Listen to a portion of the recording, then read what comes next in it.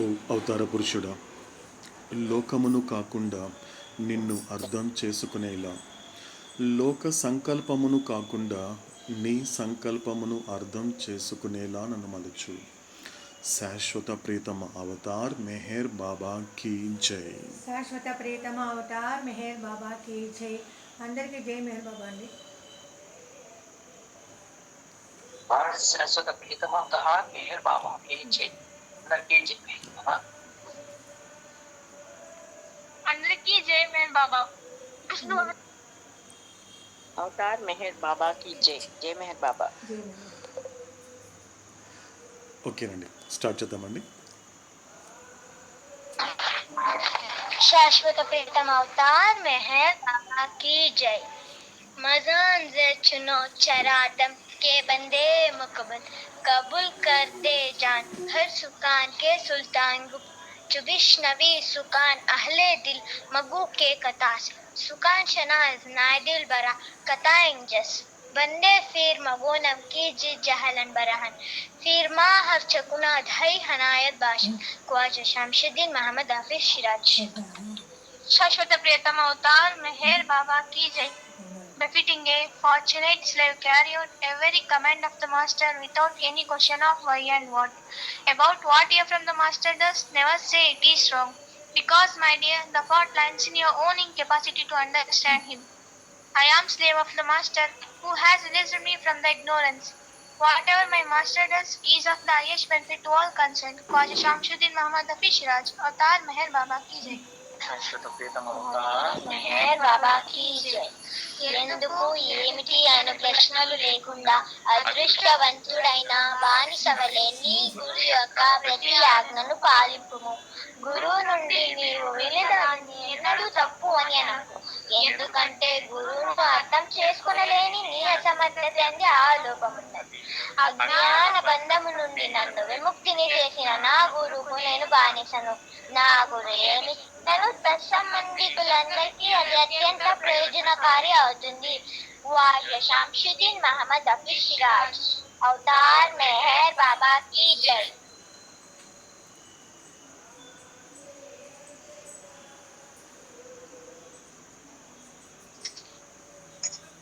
శాశ్వత ప్రియతమ అవతార్ మెహర్ బాబా కీ జై.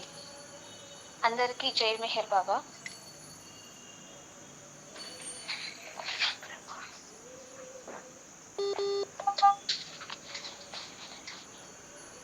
తెలిసితే మోక్షము తెలియకున్న బంధము, తెలిసితే మోక్షము తెలియకున్న బంధము, కలవంటిది బతుకు గనునికి, కలవంటిది బతుకు గనునికి. తెలిసితే మోక్షము తెలియకున్న బంధము,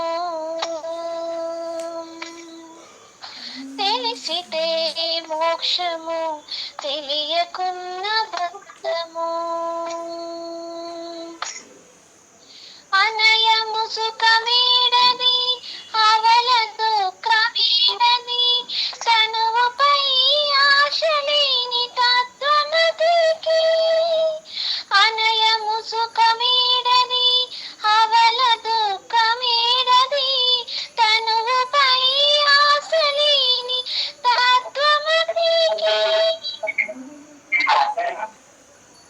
మునిగితే పాపమీది పుణ్యమీది కర్మమందు, మునిగితే పాపమీది పుణ్యమీది కర్మమందు, వనర ఫలమునల్లని యోగికి. మునిగితే పాపమీది పుణ్యమీది కర్మమందు, వనర ఫలము వల్లని యోగికి. తెలిసితే మోక్షము తెలియకున్న బంధము, కలవంటిది బతుకు గనునికి, కలవంటిది బతుకు గనునికి. తెలిసితే మోక్షము తెలియకున్న బంధము. తగిన అమృతమేది తలపగ విషమేది, తెగి నిరాహారి అయిన ధీరునికి. తగిన అమృతమేది తలపగ విషమేది, తెగి నిరాహారి అయిన ధీరునికి. పగవారనగా వేరే బంధులనగా వేరే, పగవారనగా వేరే బంధులనగా వేరే, విగటు ప్రపంచమెల్ల విడిచే వివేకికి. పగవారనగా వేరే బంధులనగా వేరే, విగటు ప్రపంచమెల్ల విడిచే వివేకికి. తెలిసితే మోక్షము తెలియకున్న బంధము, కలవంటిది బతుకు గనునికిని. తెలిసితే మోక్షము తెలియకున్న బంధము.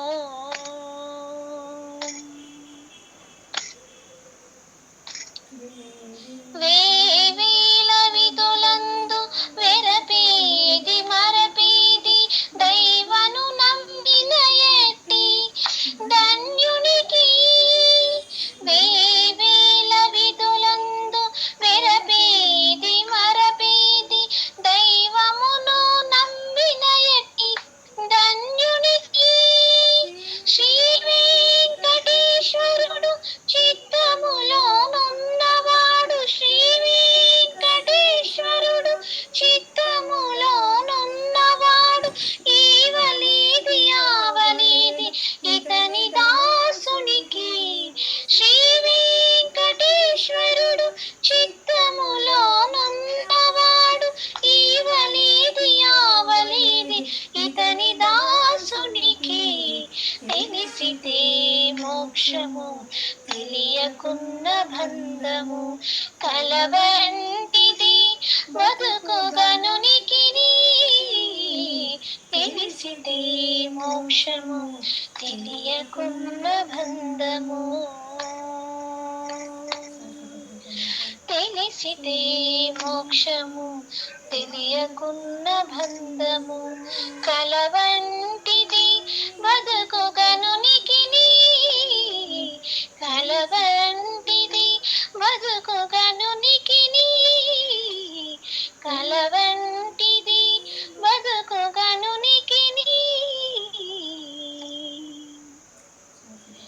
శాశ్వత ప్రియతమ అవతార్ మెహర్ బాబా की జై. మనకి ఆల్రెడీ ఈ ఒక మెహర్ పర్సన్ లో ఈ సంకీర్తన గురించి అవతారుడు అన్నమయ్య ద్వారా మనకందరికి క్లియర్ చేయడం జరిగింది.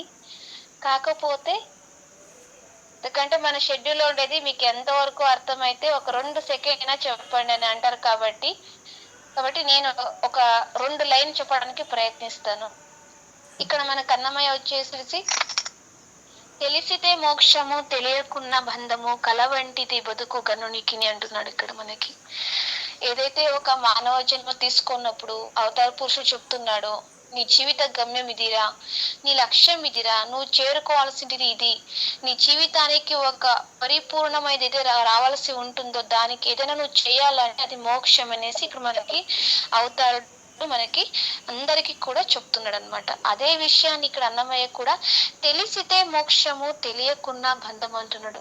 అంటే మనం తెలుసుకోవట్లేదా అంటే దేని పట్ల తెలుసుకుంటున్నాము అది విచారణ చేసుకుంటే చాలు తెలిసిపోతుంది. ఎందుకంటే లోకం పట్ల నువ్వు ఆసక్తికరంగా ఉంటున్నావా, భగవంతుని పట్ల, నీ ఆత్మ పట్ల, నీ గురించి నువ్వు తెలుసుకునే పట్ల, హూయామే అనే క్వశ్చన్ పట్ల, ఒక భగవంతునికి సంబంధించిన విధంగా ఆ విధంగా నువ్వు తెలుసుకునే విధంగా ఆసక్తికరంగా ఉందనే విషయాన్ని ఇక్కడ విచారణ చేసుకుంటే ఆ విధంగా చూస్తే ఇక్కడ అన్నమయ్య ఏమిటో తెలుసుకోవాలి. ఎవరి గురించి తెలుసుకోవాలి, నీ గురించి నువ్వు తెలుసుకోగలిగితే. ఎందుకంటే నేను అంటే is not of the GB అంటే మనకు తెలుసు కదా, గ్రాస్ బాడీ కాన్షియస్ అనమాట మనకి. ఎందుకంటే నాన్న చెప్పేసాడు మనం అందరూ కూడా ఆత్మలో చెప్పాడు, ఆల్ సోల్స్ అని ఫస్ట్ ఒక ఆయన స్టేటస్ ఆఫ్ కాన్షియస్ లో చెప్పేసాడు. కాబట్టి అవుతాడు మనకి ఎప్పుడైతే నీ గురించి నువ్వు తెలుసుకునేది మొదలు పెడతావో అక్కడి నుంచి స్టార్ట్ అవుతుంది నీ జర్నీ. ఎందుకంటే నువ్వు ఆత్మ, నేను ఒక అస్తిత్వం నాలో ఉంది, నేను ఉండడానికి కారణం నేను కాదు, నాలో ఉండే ఒక ప్రియతముడు, ఒక అవతార పురుషుడు, ఒక ఆత్మ స్వరూపుడు మనలందరిలో కూడా ఆయన సకల జీవరాశులు యందు కూడా ఉంటున్నాడు అనే విషయాన్ని గ్రహించి నువ్వు ఆ జీవితాన్ని మొదలు పెడతావు కదా, అక్కడి నుంచి స్టార్ట్ అవుతుంది నీ గురించి నువ్వు తెలుసుకోవడం అనేది అనేసి కూడా అవతారుడు చెప్పడం జరిగింది. ఇక్కడ కూడా మనకి అన్నమయ్య అదే విషయాన్ని చెప్తున్నాడు. ఎప్పుడైతే నీ గురించి నువ్వు తెలుసుకునేది మొదలు పెడతావో, పాత అనేది బిగన్ చేస్తావో, అక్కడి నుంచి నీకు మోక్షం అనేది దగ్గర అవుతుంది అని చెప్తున్నాడు ఇక్కడ మనకి. అదే విధంగా తెలియకుండా బంధము, ఎందుకంటే బంధం గురించి మనకు నాన్న ఈజీగా అందించాడు. ఒక 454 తీసుకున్నప్పుడు మనకి అక్కడ ఎక్కడి నుంచి బంధం క్రియేట్ అవుతుందంటే, నిజానికి స్థూల సంస్కారాలు కలిగి ఉన్న జీవాత్మ అక్కడి నుంచి ఎక్కువ బంధనాలు కలిగి అన్న భూమికలో ప్రయాణం చేసుకుంటూ, అదే విధంగా ఆ ఒక్క స్థూల ఒక ప్రపంచం ఒక అనుభవాన్ని అనుభవిస్తూ స్థూల శరీరం ఒక ఎరుకతో కలిగి ఉంటాడు. అదే విషయాన్ని ఇక్కడ మనకి చెప్తున్నాడు అన్నమయ్య. ఎప్పుడైతే నీ గురించి నువ్వు తెలుసుకోలేకపోతే ఏమవుతుందంటే బంధం అవుతుంది. ఎలా ఆ సంస్కారంతో నువ్వు చుట్టుకోబడతావు. బంధం అంటే బయట ఫ్యామిలీస్ కాదు, ఏబిసి అనేది తీసుకున్నప్పుడు మనకి కదలని వస్తువులు కాదు, కదలే వ్యక్తులు కాదు, అదే కదలే వ్యక్తుల్ని కదలనికుండా కదలని వస్తువుల్ని కదలేలా చేసేటువంటి పరిస్థితులు అది కాదు. ఎందుకంటే ఇవన్నీ కూడా కేవలం సంస్కారాల ద్వారా నడుస్తుంది. దాని ప్రకారమే ఇవన్నీ కూడా ఒక జీవాత్మ జీవనం తీసుకుంటే మనకి అక్కడ ఆ సంస్కారాల అనుసారమే జీవనం అనేది జరుగుతుంది, నడిచిబడుతుంది అనేసి ఇక్కడ మెహర్బాబా చెప్పడం జరిగింది. అదే విధంగా కళ వంటిది బ్రతుకు గనునికి అన్నప్పుడు, ఎవరికి కళ వంటిది అన్నప్పుడు ఇక్కడ ఒక ఘనుడు ఎవరైతే ఈ సృష్టి ఒక నాన్న ఒక దీంట్లో ఒక గాడ్ స్పీక్స్ లో చెప్పినప్పుడు ఫస్ట్ లో మనకి why God speaks why not God speaks లో ఒక మాట చెప్పాడు మనకి, డ్రీమ్ ఆఫ్ క్రియేషన్ అని మాట మనకు చెప్తాడు. ఎందుకంటే దాంట్లో నాన్న ఒక నిజాన్ని తీసుకుంటే is very important, that 6th one అనమాట. మనకి అది చాలా ఇంపార్టెంట్ అనమాట. ఎందుకంటే నాన్న చెప్పిన విషయాన్ని మనం శ్రద్ధగా ఆలోచించగలిగితే మన జీవితంలో ఏది జరిగినా కూడా అదంతా కూడా because of one and only sanskaras అని చెప్పేసాడు అవుతాడు. దానికి అక్కడ ఆ రీజన్ చెప్పేశాడు మనకి, సోర్స్ చెప్పాడు మన నాన్న అక్కడ. కాబట్టి ఇది ఏది జరిగినా కూడా సంస్కారం వల్ల నీకు ఎలా అనిపిస్తుంది అంటే ఇదంతా ఎలా ఉంటుంది, సృష్టి యొక్క స్వప్నములు నిజమైనదిగా సంస్కారాలు ఎలా చూపిస్తుంది కంటే ఇదే నిజమైనదిగా, ఇదే శాశ్వతమైనదిగా చూపిస్తూ నీ అనవసరమైన చింతలకి బాధలకి సృష్టి చేస్తుంది ఈ సంస్కారాలు అనేసి మెహర్బాబా మనకు అక్కడ ఒక 6th point లో చెప్పడం జరిగింది. అదే విధంగా ఇక్కడ కూడా కళ వంటిది బతుకు గరునికిని, ఎవరైతే సర్వము ఈ సృష్టిని అంతా ఎలా చూస్తుంటే కళ వంటిది సర్వము ఇది స్వప్నమైనది అలా చూసేవాడు ఎవడంటే గనుడు అనేసి ఇక్కడ మనకి అన్నమయ్య చెప్తున్నాడు. అదే విధంగా మనం చరణాలు చూస్తే మనం ఆల్రెడీ షేర్ చేసుకున్నాం కాబట్టి లైట్ గా బ్రీఫ్ గా షేర్ చేసుకుందాం ఈ రోజు. అనయము సుఖమేడది ఆవల దుఃఖమేడది తనపై ఆశ లేని తత్వమతికి అంటే, నిజానికి తన ఒక స్థూల శరీరం మీద ఆశ లేకుండా ఉన్నవాడికి అతనికి సుఖమేది దుఃఖమేది, ఎందుకంటే డ్యువాలిటీ ఇవన్నీ కూడా కాసేపు సుఖం ఉంటుంది, కాసేపు దుఃఖం వస్తుంది. ఇవన్నీ కూడా రెండుటి నడుమ కొట్టుమిట్టాడు జీవాత్మకి సంబంధించింది కాబట్టి, ఇది మోక్షకు సంబంధించింది కాబట్టి తత్వమతికైనటువంటి నేను ఇది కాదు, నేను అతీతమైన వాడిని, నేను శాశ్వతమైన వాడిని, నేను ఏ రూపం కలిగి ఉండవాడిని కాదు, నేను ఆత్మస్వరూపుణ్ణి కలిగి అవగాహనతో జీవించే వాళ్ళకి అతనికి ప్రత్యేకంగా ఆశలేముంటది, అతనికి ప్రత్యేకంగా సుఖమేది దుఃఖమేది అనేసి ఇక్కడ మనకి ఒక క్వశ్చన్తో ఆన్సర్, ఆ క్వశ్చన్ తో మనకి ఆ అన్నమయ్య మొదలు పెట్టి విత్ ఆన్సర్ కూడా మనకు ఆయనే చెప్తున్నాడు. పొనిగితే పాపమీది పుణ్యమీది కర్మమందు వనర ఫలము వల్లని యోగికిని. ఎందుకంటే మనకి యూనివర్సల్ ఇక్కడ హ్యాడ్ చేసుకోగలిగితే మనకి నాన్న ఏం చెప్పాడు అంటే పాపం చేత దుఃఖం కావచ్చు, పుణ్యం చేత సుఖం కావచ్చు, అదేవిధంగా జ్ఞానం చేత మోక్షం కావచ్చు. ఎందుకంటే యోగి అని తీసుకున్నప్పుడు మనకి నాన్న ఒక ఫిఫ్త్ చార్ట్ లో తీసుకుని ది జర్నీ, ఒక జీవాత్మ తీసుకున్నప్పుడు ఒక పరమాత్మనికి తీసుకున్నప్పుడు ఏకైక ఒక ప్రయాణమే ఉంటుంది. ఆయన దిగి రావడం కావచ్చు, ఒక ఏదైతే అవతారణం అంటామో మనం అవతరించడం అంటామో ఆయన్ని తీసుకున్నప్పుడు ఒక జీవాత్మగా జీవాతో పరమాత్మ చేరుకునే ఏకైక ప్రయాణంలో చూస్తే మనకు అక్కడ యోగి గురించి నాన్న అక్కడ మనకు స్పష్టంగా తెలియజేయడం జరిగింది. ఎక్కడ అంటే మనకి 1 ఒక ప్లేన్స్ లో మధ్యలో ఉంటాడు ఇతను యోగి అని. అతను ఎలా ఉంటాడంటే నిజానికి అతనికి పాపం చేసిన పుణ్యం చేసిన కర్మ పట్ల ఎలా అవగాహన ఉంటుందంటే అవన్నీ కూడా అతనికి అతీతంగా ఉంటాడు, కర్మల పట్ల అతీతంగా ఉంటాడు. ఎందుకంటే నాన్న మనకి ఇదే ఒక మేరోపాసనలో భగవద్గీతలో కర్మ నుంచి అకర్మకి వెళ్ళాలి అని చెప్పాడు మా నాన్న. ఎందుకంటే కర్మ అంటే నేను చేస్తున్నాను, అక్కడి నుంచి అకర్మ అంటే ప్రతిదీ కూడా పరమాత్ముడు అనేవాడు, కర్త అనేవాడు చేపిస్తున్నాడు, నేను ఒక పరికరంగా మాత్రమే ఇక్కడ ఉన్నాను, పరికరంగా నన్ను భగవంతుడు వినియోగించుకుంటున్నాడు అనే విషయాన్ని గుర్తించి అవగాహనతో జీవనం నడిపించేవాడు యోగి అనేసి ఇక్కడ మనకు అన్నమయ్య చెప్తున్నాడు. అదే అలాంటి వాళ్ళకి దాని నుంచి పాపం కావచ్చు పుణ్యం కావచ్చు చేసిన దాని నుంచి ఫలితాన్ని ఆశించరు అనమాట వాళ్ళు. అలాంటి వాళ్ళకి ఈ పాపం చేస్తే ముందు పుణ్యం చేసిన వాళ్ళందరూ కూడా అతీతంగా జర్నీ చేస్తుంటారు, అటు వాళ్ళకి ద్వంద్వానికి అతీతంగా జర్నీ చేస్తుంటారు అనేసి ఇక్కడ మనకు అన్నమయ్య చెప్పడం జరిగింది. అదే విధంగా 2వ చరణం తీసుకుంటే మనకి తగిన అమృతం ఇది తల్పాక విషయం ఇది తెగి నిరాహారి అయిన ధీరునికి. ఎందుకంటే మనకి నాన్న ఈజీగా చెప్పేశాడు, ఆత్మ యొక్క జీవితం కోసం దేన్ని వదులుకోవాలంటే మనకి సెన్సెస్ అని ఇంద్రియపరమైన జీవితాన్ని విడిచిపెడితే అదే పరిత్యాగం అని చెప్పాడు మనకి ఇక్కడ. ఎందుకంటే ఇక్కడ ధీరుడు అంటే నిజానికి ధీరుడు ఎలాంటి వాడు అంటే భగవంతుడి మాటలకు ఆధీనమయ్యి ఉంటాడు. అతనికి భగవంతుడు తప్ప ఇంకెవ్వరు ప్రాముఖ్యత కలిగి ఉండడు. ఆయనకి తప్ప అంటే ఇక్కడ ఎలా చెప్పాలంటే మనకి భగవంతుడు తప్ప తన జీవితంలో భగవంతుడు తప్ప ఇంకెవరు సీరియస్ ఉండదు అనమాట. ఇంకా అన్ని విషయాలు కూడా అతను ప్రపంచం పట్ల కావచ్చు తన పట్ల కావచ్చు అన్ని విషయాల్లో కూడా సిల్లిగా ఉంటాడు, లైట్ తీసుకుంటాడు అనమాట. లైట్ తీసుకుంటూ భగవంతుడి పట్ల మాత్రమే సీరియస్ గా జీవితాన్ని గడిపించుకొని పోతాడు. కాబట్టి అతన్ని ధీరుడు అంటారు. అలాంటి వానికి తింటే ఏమి తినకుంటే ఏమి, అతనికి అమృతం ఏది విషయం ఏది, అతనికి అంతా సర్వము కూడా అతను ఒకే విధంగా భావిస్తాడు. ఎలా భావిస్తాడు, ఇదంతా కూడా పరమాత్ముని ప్రసాదంగానే భావిస్తాడు. కాబట్టి అలాంటి వాడికి ఆహారం ఏంది, అమృతం ఏంది, విషం ఏంది అనేసి ఇక్కడ మనకు అన్నమయ్య చెప్పడం జరిగింది. అదేవిధంగా పగవారనగా వేరే బంధులనగా వేరే వెగటు ప్రపంచమల్లా విడిచే వివేకికి. ఎందుకంటే నాన్న మనకి ఎప్పుడు కూడా ఒక మాట చెప్తుంటాడు. నేను ఏదైతే గిఫ్ట్ ఇచ్చానో మనకి 9th చార్ట్ లో చూడగలిగితే మనము అక్కడ నాన్న చెప్పడం జరిగింది, ఒక హ్యూమన్ ఫామ్ పర్ఫెక్ట్ మీడియా అని చెప్పిన తర్వాత అక్కడ 2 గిఫ్ట్లు నీకు ఇచ్చానరా, ఆ 2 గిఫ్ట్లని నువ్వు గుర్తించిన తర్వాత నీకు నువ్వుగా కొన్ని సంపాదించుకోవాల్సి ఉంటుందని అవతాడు చెప్పడం జరిగింది. ఎందుకంటే ఫస్ట్ వన్ తీసుకుంటే ఫుల్ కాన్షియస్ అనేది ఒకటి తీసుకుంటే నెక్స్ట్ ఇంటలెక్ట్ బుద్ధి అని చెప్పాడు. ఆ బుద్ధికి దేని జోడించుకోవాలంటే వివేకాన్ని జోడించుకోవాలి. ఆ వివేకాన్ని ఎవరు పెడితే వాళ్ళు జోడించుకోవాలంటే అలా కాదు, భగవంతుని దగ్గర సత్సంగం చేసుకుంటే ఆయనతో కాసేపు ఆయన మాటలను ఎక్కువ రిపీట్ చేసుకోవడం వలన మనకి వివేకాన్ని సంపాదించుకుంటే అలా మనం వివేకంతో కూడిన బుద్ధితో చేరి అక్కడి నుంచి మనం ఆలోచించడం అనేది మొదలవుతుంది అనేసి మనకు నాన్న చెప్పడం జరిగింది. ఇక్కడ వివేక గురించి ఏం చెప్తాడు నా అన్నమయ్య అంటే దేనికి స్పందించాలి, వాళ్ళకి మాత్రమే స్పందించే వాళ్ళని వివేకి అంటారు.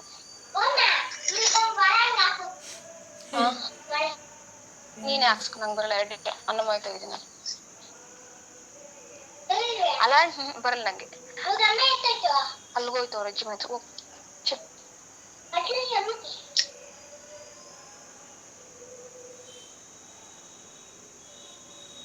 సారీ ఫర్ దట్ జై మెహర్ బాబా. అలాంటి వాళ్ళకి అంటే దేనికి స్పందించాలో అంటే భగవంతునికి మాత్రమే స్పందించుతూ ఈ ప్రపంచానికి స్పందించాల్సిన అవసరం లేదు అనే విధంగా తటస్థ స్థితిలో తీసుకుంటే మనకి ఉదాహరణగా తీసుకుంటే మనకి జడభరతుడు కావచ్చు, మనకి అస్తమాలికుడు ఇద్దరిని కూడా మనం ఇక్కడ యాడ్ చేసుకోవచ్చు. ఎందుకంటే అస్తమాలికుడు ఆల్మోస్ట్ 12 ఏండ్లు అనుకుంటాను, ఈవెన్ మాట కూడా అతను పుట్టోడి నుంచి మాట కూడా మాట్లాడలేదు. లాస్ట్ గా ఆల్మోస్ట్ వాళ్ళ నాన్న వాళ్ళ అమ్మ అనుకొని ఇతను మూగవాడేమో అనేసి దేనికి స్పందించేవాడు కాదు. అందుకే వాళ్ళు ఇతను ఇతనికి ఇంక జీవితం ఉంటేమో అనుకున్న వాళ్ళు. లాస్ట్ కి మనకి గత అవతారం ఏంటంటే ఆదిశంకరాచార్య అవడం కానీ తర్వాత అక్కడ ఆయన క్వశ్చన్స్ వేయడం కానీ ఇది నా కోసం నువ్వు చెప్పు అనేసి ఆయన ప్రాధాయపడాడు, అవతార పురుషుడు ప్రాధాయపడాడు. అప్పుడు నేను ఇది కాదు నేను అది కాదు నేను సచితానంద స్వరూపుడు అని చెప్పడం కానీ అక్కడ చూస్తే అది కూడా మనము యాడ్ చేసుకోవచ్చు. అదే విధంగా తీసుకుంటే జడభరతుడు కూడా మనకి యాడ్ చేసుకోవచ్చు ఇక్కడ వివేకికి.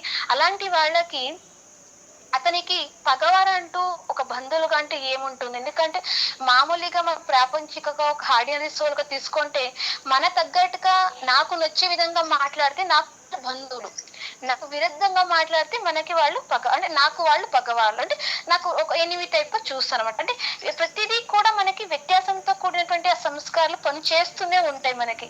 అలాంటిది కాదు ఇక్కడ నేను చెప్పేది. ఏమంటే ఒక నిజమైన ఒక వెగొట్టు అన్నమాట. అలాంటి దీంట్లో ఉంటారు వీళ్ళందరూ కూడా. అలాంటి ప్రపంచం విడిచిపెట్టిన వాళ్ళకి, ఈ ఒక సెన్స్ ఆఫ్ లైఫ్ ని విడిచిపెట్టిన వాళ్ళకి ఇక దానికి ప్రత్యేకంగా వాళ్ళు నా వాళ్ళు, నీ వాళ్ళు, బంధువులు, పరువులు అని ఏముంటుంది అనేసి ఇక్కడ ప్రతిదీ కూడా వాళ్ళు ఒకే విధంగా సత్యానికి మాత్రమే వాళ్ళు స్పందిస్తూ ఉంటారు అనేసి ఇక్కడ మనకి అన్నమయ్య చెప్తున్నాడు.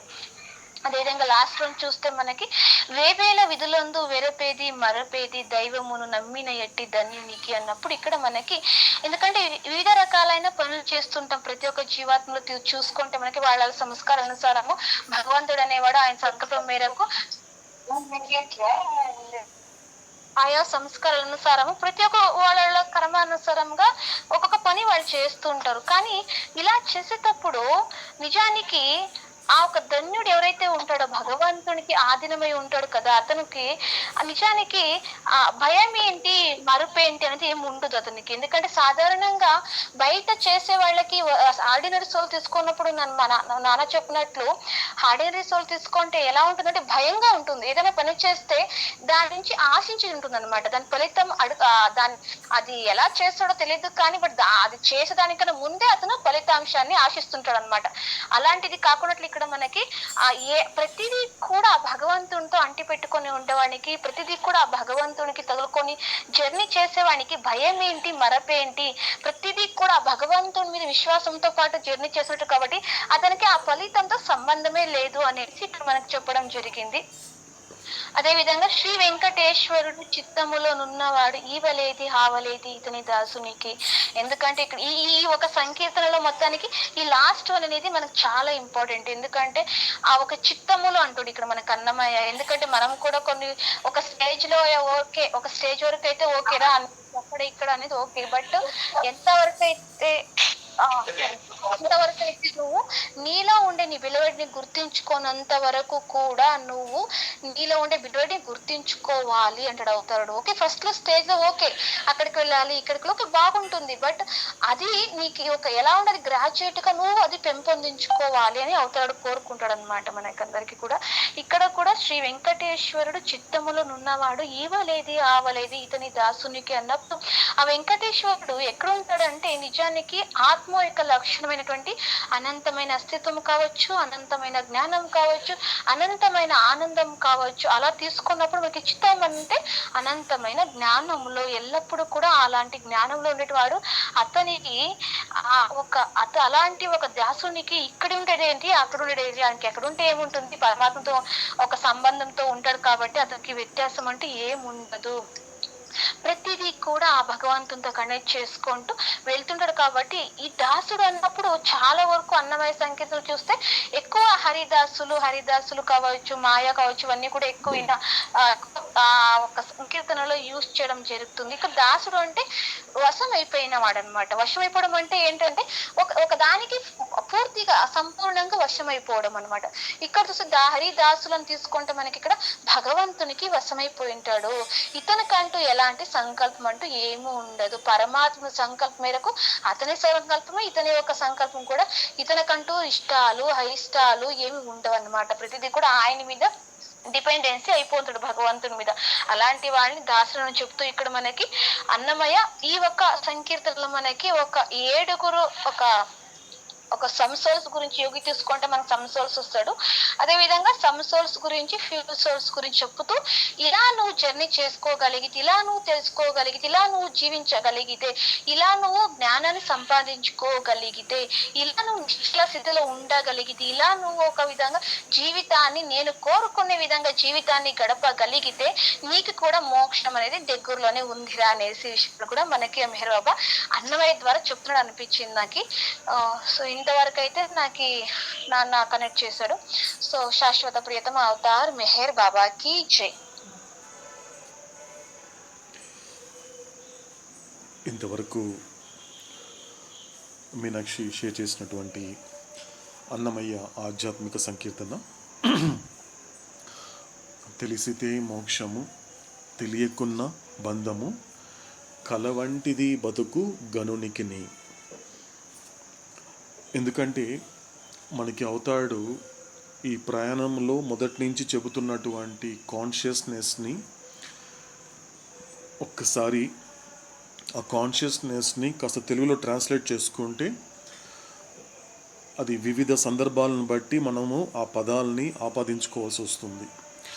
అంటే కాన్షియస్నెస్ అంటే ముఖ్యంగా మొదటగా చెప్పాలి అంటే చైతన్యము,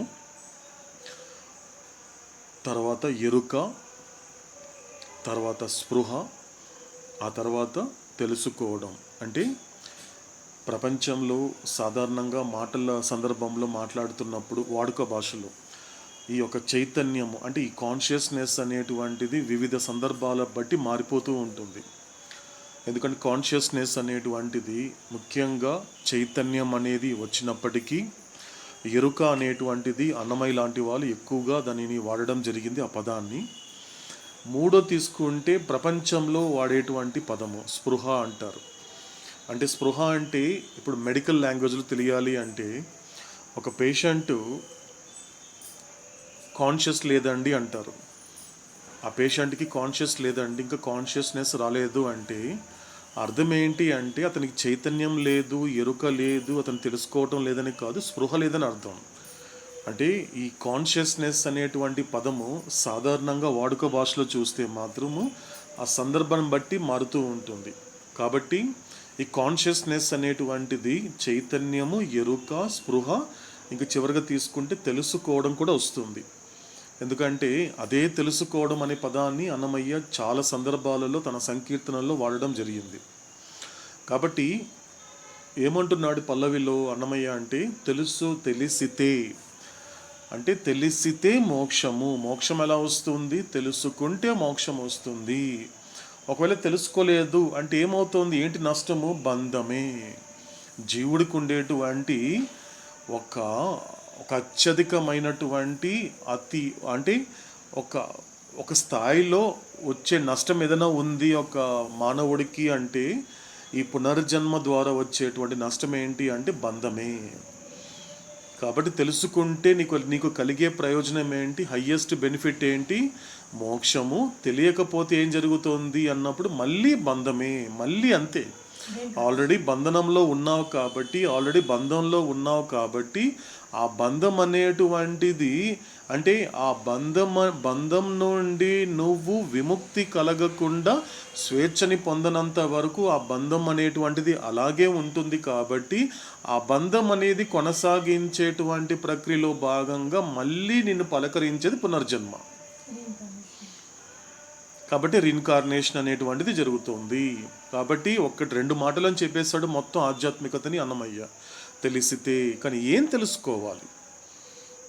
ఏం తెలుసుకుంటే నాకు మోక్షం వస్తుంది అంటే నేను ఇది తెలుసుకున్నాను, ప్రపంచం గురించి తెలుసుకున్నాను, అంటే విద్య గురించి తెలుసుకున్నాను, వాళ్ళ గురించి తెలుసుకున్నాను, వీళ్ళ గురించి తెలుసుకున్నాను, వాళ్ళ గురించి అటువంటి విషయాల గురించి తెలుసుకున్నాను చెప్తారు. వాళ్ళ గురించి మీకు తెలుసు అంటే నాకు తెలుసు అండి అంటారు. అంటే పదం వాడుతున్నాం, కానీ అంటే ఎవరిని తెలుసుకుంటే నీకు మోక్షం వస్తుంది అంటే నిన్ను గురించి నువ్వు తెలియనంత వరకు నీకు మోక్షం రాదు. నువ్వు అన్నీ తెలుసుకుంటున్నావు కదా. లోకం గురించి తెలుసుకుంటున్నావు, ఏ గురించి తెలుసుకుంటున్నావు, బి గురించి తెలుసుకుంటున్నావు, సి గురించి తెలుసుకుంటున్నావు. కానీ నీ గురించి నీకు ఎంతవరకు తెలుసు? అది ఇంపార్టెంట్. నీ పక్కన ఉన్న వ్యక్తి గురించి నువ్వు తెలుసుకునేటువంటి ఆ యొక్క ఇంట్రెస్ట్లో కనీసం ఒక 1% అయినా కూడా నీ మీద పెట్టగలుగుతున్నావా? అంటే నువ్వెవరు నువ్వు తెలుసుకున్నావా? ఇదే భగవాన్ శ్రీ రమణ మహర్షి చెప్పినటువంటి మాట కూడా ఇదే, హూ యామ్ ఐ. ఎందుకంటే నీకు కావాల్సినటువంటి ప్రతి సమస్యకి పరిష్కారం ఇచ్చేటువంటి ఒకే ఒక ప్రశ్న, కానీ జీవుడికి ప్రశ్నకి అనేక ప్రశ్నలు వేస్తున్నా కూడా సమాధానం రాకపోవడానికి కారణం ఏంటంటే జీవుడు ఎప్పుడు కూడా నువ్వెవరు అని ప్రపంచం వైపు ప్రశ్నిస్తున్నాడే తప్ప, అంటే ప్రపంచం వైపు ప్రశ్నిస్తున్నంత వరకు ఆ ప్రశ్న మరొక ప్రశ్న వైపు తీసుకెళ్తుంది, ఆ ప్రశ్న మరొక ప్రశ్న వైపు తీసుకెళ్తుంది. అందుకే అవుతాడు దీని అన్నింటిని ఏమన్నాడు అంటే it is a innumerable illusory questions అన్నాడు అవుతాడు. భ్రాంతిపూర్వకమైనటువంటి అసంఖ్యాకమైనటువంటి ప్రశ్నలు.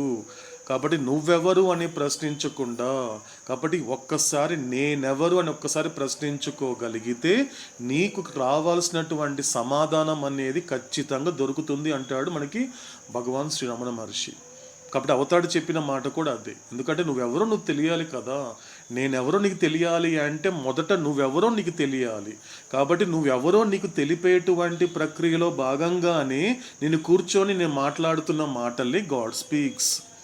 కాబట్టి ఇక్కడ నా గురించి నేను చెప్పటం లేదు, నీ గురించి చెబుతూ నేనేం చేస్తున్నాను, నీ యొక్క నిజమైనటువంటి స్వరూపాన్ని, నీ యొక్క నిజమైనటువంటి ఒక స్వభావాన్ని తెలుపుతూ దానికి అనుగుణంగా నాతో నేను కనెక్ట్ చేసుకుంటున్నాను. అంటే ఆత్మ గురించి చెబుతూ పరమాత్మతో కనెక్ట్ చేస్తున్నాడు పరమాత్ముడు. కాబట్టి ఇది జరుగుతూ ఉంది. కాబట్టి ఏం తెలిస్తే నీకు మోక్షము అంటే నీ గురించి నువ్వు తెలుసుకోగలగాలి. సో నీ గురించి తెలుసుకోవడం అంటే ఏంటి, కేవలము ఎవరైనా నువ్వెవరు అని అడిగితే నువ్వేం చెప్తావు, ఖచ్చితంగా ఈ గ్రాస్ బాడీకి సంబంధించినటువంటి ఐడెంటిఫికేషన్లో ఉంటావు. కాబట్టి ఖచ్చితంగా నేను హరిప్రసాద్ని నేను చెప్తాను. హూ ఆర్ యూ అని అడిగాడు అనుకోండి ఎవరైనా, నేను దీనికి సంబంధించి చెప్తాను. ఒకవేళ నేను నేను ఈ శరీరం అని నేనంటే మనకి death experience of Venkataraman Ramana Maharshi యొక్క డెత్ ఎక్స్పీరియన్స్లో మనం ఏం చూసాము ఇదంతా కూడా ఆయన ఏం చెప్పాడు డెత్ ఎక్స్పీరియన్సెస్లో కూడా అంటే ఆయన కళ్ళ ముందు ఆ డెత్ ఎక్స్పీరియన్స్ అవుతున్నప్పుడు ఏం చేశాడు, ఎటువంటి ఎక్స్పీరియన్స్ పొందాడు ఆయన. ఓకే నేను ఎందుకు చచ్చిపోతాననేటువంటి భయం ఎందుకు వస్తుంది నాకు, చూద్దాం ఏమవుతుందో చూద్దాం. నాకు చచ్చిపోతున్నాను అనేటువంటి భయం వస్తేనే సాధారణంగా మనిషికి రకరకాల ప్రయత్నాలు చేసుకొని ఆ భయాన్ని పోగొట్టుకుంటాడు, పక్కన ఉన్న వాళ్ళకి చెబుతాడు. కానీ రమణ మహర్షికి ఆ 16 ఏళ్ల వయసులో ఆయనకి అలా అనిపించలేదు, ఎవరికి చెప్పాలనిపించలేదు. ఇది నేను తేల్చుకోవాల్సిన విషయం అని, చూద్దాం ఏమవుతుంది, చావా, నేను చచ్చిపోతానా, నేను మరణిస్తానా అంటే ఏంటో చూద్దామని చూశాడు. అతనే చూసి ఏం తెలుసుకున్నాడు అంటే ఇప్పుడు వెంకటరామన్ చచ్చిపోయాడు, సరేనా విడిచిపెట్టాడు. ఏం జరిగింది, సో అందరూ వచ్చి ఏం చేస్తారు, ఈ యొక్క డెడ్ బాడీని ఏం చేస్తారు, కట్టగట్టి శ్మశానానికి తీసుకెళ్తారు. శ్మశానం తీసుకెళ్ళి ఏం చేస్తారు, కానీ నేను నా యొక్క డెడ్ బాడీని నేను చూడగలుగుతున్నానే. కాబట్టి ఎక్కడికి తీసుకెళ్లారు, శ్మశానానికి తీసుకెళ్లారు. శ్మశానానికి తీసుకెళ్ళిన తర్వాత ఏం చేశారు, ఆ యొక్క దహనం చేశారు. దహనం చేసి ఏం చేశారు, నన్ను బూడిదిగా మార్చారు. కానీ నా శరీరం అనేది చనిపోయిన శ్మశానానికి తీసుకెళ్ళిన దహింపచేసి బూడిదిగా మార్చిన నేను అనేదాన్ని ఉన్నానే, నేను అనేది ఉందే. ఏంటి నేను, ఆ నేనే ఆత్మ.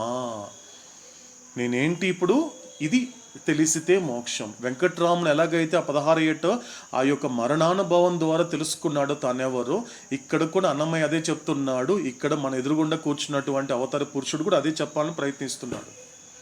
నువ్వు ఎవరు అంటే అప్పుడు ఎటువంటి క్లారిఫికేషన్ వచ్చింది వెంకటరామనికి అంటే చనిపోయేది శరీరమే తప్ప నేను కాదు. శరీరం విడిచిపెట్టేది అలా శ్మశానానికి తీసుకెళ్లేది, దహనం చేసేది, బూడిదిగా మార్చేది ఎవరిని, నా శరీరాన్ని కానీ నన్ను కాదు కదా. నన్ను అలా చేయటం లేదు. కాబట్టి నేను ఎవరిని అంటే నేను ఆత్మస్వరూపుడిని.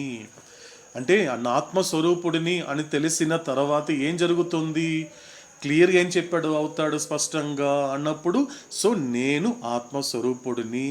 కాబట్టి నేను దేహాన్ని కాదు, దేహాన్ని ధరించినటువంటి దేహిని అనే మాట చాలా స్పష్టంగా చెప్పాడు, క్లియర్గా చెప్పాడు. కాబట్టి ఇది తెలిసితే మోక్షము. అంటే ఆ 16వ ఏట వెంకటరామనికి ఏ మోక్షం అయితే కలిగిందో దానిని మోక్షము అంటారు. అది తెలుసుకున్నాడు. నేను ఎవరిని అంటే నేను ఆత్మస్వరూపుడిని. కాబట్టి ఇది మానవ జన్మ యొక్క ముఖ్యమైనటువంటి అసలైనటువంటి ప్రయోజనము, అంటే ఏకైక ప్రయోజనము. ఎందుకు ఇచ్చాడు మానవ జన్మని అవతార పురుషుడైనటువంటి మెహర్ బాబా అంటే ఈ యొక్క ప్రయోజనం కోసమే ఈ మానవ జన్మని ప్రాప్తింప చేశాడు. కాబట్టి అది తెలిసితే మోక్షము. కాబట్టి తెలియకపోతే నేను తెలుసుకోనండి నా గురించి, నాకు నాకు ప్రపంచం తెలుసుకుంటే చాలా అండి, పక్క వాళ్ళ గురించి తెలుసుకుంటే చాలా అండి అంటే ఏమవుతుంది? ఒక్క మాటలో చెప్పాడు, తెలియకున్న బంధము, మళ్ళీ ఆ బంధనంలో ఉంటావు, ఆ బంధంలోనే ఇరుక్కుంటావు. అదే విధంగా నువ్వు బయటపడే ప్రయత్నం చేయటం లేదు కాబట్టి నీ వరకు స్వేచ్ఛగా ఉన్నావనే భావం నీకు వస్తుంది. ఎంత గొప్పగా చెప్తాడంటే అవుతాడు దీని ఎగ్జాంపుల్గా. ఎందుకంటే నీకు నువ్వు ఫ్రీడమ్గా ఉన్నావు అనుకుంటున్నావా? లేదు. ఎందుకంటే నీకు ఫ్రీడమ్ గురించి తెలియదు. ఇప్పుడు చూడండి, దానికి ఎంత అద్భుతమైన ఎగ్జాంపుల్ ఇచ్చాడంటే అవుతాడు. ఒక బోనులో ఒక పక్షిని ఉందనుకోండి, ఆ పక్షికి స్వేచ్ఛ అంటే తెలియదండి, సారీ బంధనం అంటే తెలియదండి.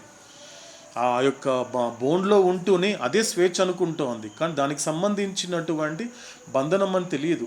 అంటే ఏమవుతోంది, అది ఇంతవరకు అంటే ఆ బోన్లో ఉండడానికన్నా ముందు అది ఎక్కడ ఉండేది? ఆకాశంలో విహరించేది.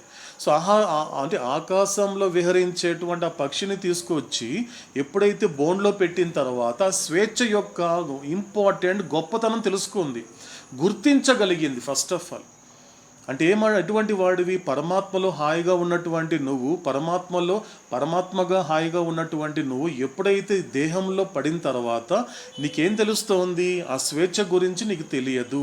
ఆ స్వేచ్ఛ గురించి తెలియాలి అంటే ఈ యొక్క ఆ పంజరంలో ఉంటే ఆ పక్షికి ఎలాగైతే స్వేచ్ఛ గురించి అవగాహన వచ్చిందో అటువంటి ఒక అవగాహన నీకు కలగాలి. కాబట్టి నువ్వు స్వేచ్ఛగా ఉన్నాను, నేను హ్యాపీగా ఉన్నాను అంటున్నావే, ఇది కాదంటున్నాడు అవుతాడు. ఇది కాదు, ఎందుకంటే ఇదంతా బంధమే, ఇదంతా కూడా బంధమే, ఇదంతా బైండింగే అవుతుంది. కాబట్టి ఎలా అంటే నువ్వు ప్రపంచంలో పనులు చేస్తున్నప్పుడు ఆ పనుల యొక్క ఫలితాన్ని ఆశించకుండా ఉండగలుగుతున్నావా? ఎవరితో కలిసిపోకుండా, ఎవరితో అటాచ్ అవ్వకుండా నీ పనులని సవ్యంగా చేయగలుగుతున్నావా? కాబట్టి ప్రపంచానికి వచ్చిన తర్వాత ఏ ప్రయోజనం కోసం అవతార పురుషుడు ఈ జన్మ ద్వారా నాకు ఒక వచ్చిన అవకాశాన్ని గుర్తించగలుగుతున్నావా? గుర్తుంచుకోగలుగుతున్నావా? గుర్తుంచుకొని సద్వినియోగపరుచుకోగలుగుతున్నావా? అలా నువ్వు సద్వినియోగపరుచుకోకపోతే ఏమవుతుంది? తెలియక నీకు ఏమవుతుంది? బంధము, మళ్ళీ నీకు బాండేజ్లో పడతావు, నీకు మళ్ళీ బైండింగ్స్ అనేది ఇరుక్కుంటావు. అలా చెబుతూ ఏం చెప్పాడు? పల్లవిలోని చెప్పాడు గొప్ప మాట. అయితే ఇప్పుడు తెలిసితే అంటే ఏది తెలుసుకుంటే మోక్షాన్ని పొందాలి, ఏది తెలియకపోతే నాకు బంధం వస్తుంది అని అటువంటి సాధకుడు ఎలా ఉంటాడు అంటే ఘనుడుగా ఉంటాడన్నాడు. ఎందుకంటే మిగతావన్నీ మీనాక్షి కవర్ చేసింది కాబట్టి జస్ట్ పల్లవికి మాత్రం చూద్దామండి, పల్లవి మాత్రమే. సో కాబట్టి ఎలా ఉంటాడు ఆ సాధకుడు అంటే పల్లవిలోనే చెప్పాడు అన్నమయ్య. ఏమన్నాడు? కల వంటిది బతుకు గనునికిని. మనకు అవతాడు చెప్పిన మాట కనెక్ట్ చేసుకుంటే ఏం చెప్పాడు అవతాడు అంటే why God speaks to why not God speaks ఏమన్నాడు? సంస్కారాలు ఎటువంటి పనులు చేస్తుంది అంటే 2 రకాల పనులు చేస్తుంది అన్నాడు అవుతాడు. సంస్కారాలు 2 రకాల పనులు చేస్తుంది. ఏంటది అన్నప్పుడు నీ కళ్ళ ముందు కనిపించేటువంటి క్రియేషన్ ఏదైతే ఉందో, ఈ సృష్టి ఏదైతే ఉందో, ఇది ఎటువంటి సృష్టి అంటే ఇది ఒక స్వప్న సృష్టి అన్నాడు అవుతాడు. అంటే డ్రీమ్ ఆఫ్ క్రియేషన్ అన్నాడు. ఇది ఎటువంటి సృష్టి అంటే నువ్వు కలగంటున్నావు, నిజానికి ఇక్కడ సృష్టి లేదు యాక్చువల్గా, బట్ నువ్వు కలగంటున్నావు సృష్టి ఉన్నట్లు. కానీ ఏం చేస్తుంది? అది చేసే మొదటి పని ఏంటి? ఈ యొక్క స్వప్న స్థితిలో ఉన్నటువంటి సృష్టిని ఇది నిజమైనదిగా నిన్ను నమ్మిస్తోంది. అది మొదటి చేసే పని, నమ్మిస్తోంది. కానీ అవతడు ఏం చెప్తున్నాడు? ఇక్కడ ఏమీ లేదు అని చెప్తే నువ్వేమంటున్నావు వెంటనే? బాబా అంతా ఉంది కదా బాబా ఇక్కడ అన్నప్పుడు, అరే ఏమీ జరగలేదురా అంటే నువ్వేమంటున్నావు? బాబా అన్నీ జరుగుతున్నాయి బాబా అంటున్నావు. అంటే ఎలా తెలుస్తోంది నీకు? అవతార పురుషుడు చెప్పినా కూడా ఇది నిజమని నమ్ముతున్నావే. అంటే నువ్వు ఈ ప్రపంచాన్ని, అబద్ధమైన ప్రపంచాన్ని, శూన్యమైన ప్రపంచాన్ని, ఊహాపూరితమైన ప్రపంచాన్ని, వట్టి కలలు తప్ప ఏమీ లేనటువంటి ప్రపంచాన్ని అన్నీ ఉంది, ఇది నిజమే అని భావిస్తున్నావు. అంటే నీ పట్ల సంస్కారాలు ఏ స్థాయిలో పనిచేసింది? అది పూర్తిగా పూర్తిగా దానికి విధేయుడైపోయావు. కాబట్టి అలా ఎప్పుడైతే సంస్కారాలు చెప్పిన విధంగా నువ్వు ఎప్పుడైతే మలచబడ్డావో ఆటోమేటిక్గా సంస్కారాల చేత నడపబడేటువంటి మనసు చేత నువ్వు బానిసయ్యావు అని అడుగుతాడు. మనసుకి బానిస ఎలా అయ్యాడు జీవుడు అంటే ఇంత గొప్పగా చెప్పాడు అవుతాడు అంటే ఏం చేస్తోంది? మొట్టమొదటిగా సంస్కారాలు ఏం చేస్తుంది? సంస్కారాలు ఈ కళ్ళ ముందు కనిపించేటువంటిది స్వప్నం కాదు, నిజమే అనే విధంగా నేను నమ్మిస్తుంది. నువ్వు నమ్మేసిన తర్వాత ఏం జరుగుతుంది? వెంటనే ఆ సంస్కారాల చేత నడపబడేటువంటి మనసు చేత నిన్ను దాని బానిస చేస్తుంది. అందుకు మనసుకి బానిస అయిపోతావు. ఆ మనసు యొక్క బానిసగా ఉండడం అనేది ఎప్పటి వరకు ఉంటుంది అంటే 4వ భూమిక వరకు ఉంటుంది. జీరోని కాదు, మోస్ట్ సోలే కాదు, సమ్ సోల్ కూడా మన గతంలో అవుతాడు చెప్పిన విధంగా. కాబట్టి అప్ టు 4th ప్లేన్ దాకా నువ్వు అక్కడి వరకు నీ ఆ మనసుకి బానిసగా పడి ఉండాల్సిందే. కాబట్టి ఇలాంటి వాడు ఎలా ఉంటాడు అంటే గనుడుగా ఉంటాడు. అతడు తన బతికే బతుకు మొత్తం కూడా కల వంటిది అన్నాడు. డ్రీమ్లో చూస్తాడు. అతని కనిపించేటువంటి కుటుంబము, అతను కనిపించేటువంటి ప్రపంచాలు కానీ, అతడు అనుభవించేటువంటి సుఖాలు కానీ, అతడు అనుభవించేటువంటి దుఃఖాలు, ఇవన్నిటిని ఎలా చూస్తాడు? ఒక గనుడు ఎలా చూస్తాడు అంటే ఇదంతా కళ, it's nothing but A dream అంటాడు ఆయన. ఒకే ఒకటి చెప్పాడు, పల్లవిలోని చెప్పేశాడు అన్నమాట, గనుడుగా ఉండగలిగితే. కాబట్టి అవుతాడు చెప్పినటువంటి ఆస్పిరెంట్ ఎలా ఉంటాడు, సాధకుడు ఎలా ఉంటాడు అంటే తాను బతికేటువంటి బతుకుని ఒక కళలా చూస్తాడు. ఇదంతా కళ. కాబట్టి నాకు ఇంతవరకు, ఎందుకంటే ఊహ తెలిసిన తర్వాత నేను చూసిన ముఖాలు కొన్ని ఉంటాయి. కొంతకాలం గడిచిన తర్వాత ఆ ముఖాలలో కొన్ని ముఖాలు కనిపించదు, కొత్త ముఖాలు కనిపిస్తూ ఉంటుంది. అది ఎవరికి వాళ్ళు కనెక్ట్ చేసుకుంటే చాలా అండి. ఊహ తెలిసిన తర్వాత ఈ ప్రపంచంలో ఎంతమందిని చూసుంటామండి? ఎంతమందిని చూసుంటాము? ఒక 100 మందిని చూసుంటాము. కాబట్టి కొంతకాలం తర్వాత ఏం జరుగుతుంది? ఆ 100 మందిలో ఆ 100 మంది యాజ్ ఇట్ ఈస్గా ఉన్నారా అంటే ఉండరు. కొంతమంది కనిపించకుండా పోతారు, ఇంకొంతమంది కొత్త వాళ్ళు యాడ్ అవుతూ ఉంటారు. అంటే ఏంటి? ఇక్కడ వచ్చిపోయేటువంటి ఇది ఒక ప్రదర్శన అని అడుగుతాడు. It is a passing show అని అడుగుతాడు. ఇదంతా పాసింగ్ షో. కొంతమంది ఎందుకంటే ఇక్కడికి వచ్చిన పని పూర్తి చేసుకొని నిష్క్రమిస్తూ ఉంటారు. కాబట్టి అందుకే అవుతాడు ఏం చెప్పాడు? ఈ ప్రపంచానికి సంబంధించినంత వరకు నువ్వు ఇక్కడ ఉండి నువ్వు పూర్తి చేసుకోవాల్సిన పని ఉంది తప్ప ఇక్కడ ఉండిపోవడానికి అనేది ఎవరికి సాధ్యపడదు. అది జీవుడికైనా దేవుడికైనా. ఇక్కడ ఉండడానికే వచ్చావు తప్ప ఉండిపోవడానికి రాలేదు. కాబట్టి అటువంటి ఒక డిటాచ్డ్గా, అటువంటి నిస్సంగత్వంగా నువ్వు జీవించాలి అంటే నువ్వు బ్రతికేటువంటి బ్రతుకులో నీకు కలిగేటువంటి సుఖదుఖాలు, పాపపుణ్యాలు, చావు పుట్టుకలు, వీటన్నిటిని కూడా కలలా భావిస్తాడు గనుడు అన్నాడు అన్నమయ్య. కాబట్టి మొట్టమొదటిగా అటువంటి ఏది తెలిస్తే మోక్షం వస్తుంది, ఏది తెలియకపోతే బంధం అవుతుందో తెలుసుకున్నటువంటి వాడు గనుడు. కాబట్టి గనుడికి తను బతికేటువంటి బతుకులో మొత్తం కూడా కలయే. కాబట్టి ఇవన్నీ కళ అంటాడు. అందుకే అవుతాడు ఏం చెప్పాడు? మూడింటిని కలిపి ఇవన్నీ అబద్ధపు అనుభవాలే, నీడ యొక్క అనుభవాలు అని చెప్పాడు అవుతాడు. కాబట్టి ఇంతవరకు మనకి మీనాక్షి షేర్ చేసినటువంటి మిగతా పల్లవి కూడా మనము ఆలకించాం. కాబట్టి ఇది నాకు అర్థమైనంత వరకు ఆ పల్లవిలో ఉన్నటువంటి ఒక గొప్ప సాహిత్యం అండి. శాశ్వత ప్రీతమ అవతార్ మెహర్ బాబా కి జై. ఓకేనండి. అవతార పురుషుడైనటువంటి మెహర్ బాబా భగవంతుడిగా మాట్లాడుతూ అందిస్తున్నటువంటి గాడ్ స్పీక్స్ని కొంతకాలంగా కొనసాగించేటువంటి గొప్ప అదృష్టాన్ని మనందరికీ ప్రాప్తింపచేశాడు అపరాత్పర పరబ్రహ్మ. కాబట్టి నిన్న కూడా మనకి ఒక రివిజన్, కొన్ని విషయాల్ని రిపీటెడ్గా చెప్తున్నాడు అవుతాడు. ఎందుకు రిపీటెడ్గా చేస్తున్నాడు అంటే, ఎందుకంటే సాధారణంగా ఈ సంస్కారాలు ఎటువంటి లక్షణం కలిగి ఉంటాయంటే, ప్రపంచంలో జరిగే విషయాలను రిపీట్ చేస్తే బోర్ కొట్టదండి. దానికి కొన్ని విషయాలు ప్రపంచంలో లోకోపాసనం అనేది ఎన్నిసార్లైనా చెప్పండి, ఆ సంస్కారాలు చక్కగా సహకరిస్తుంది.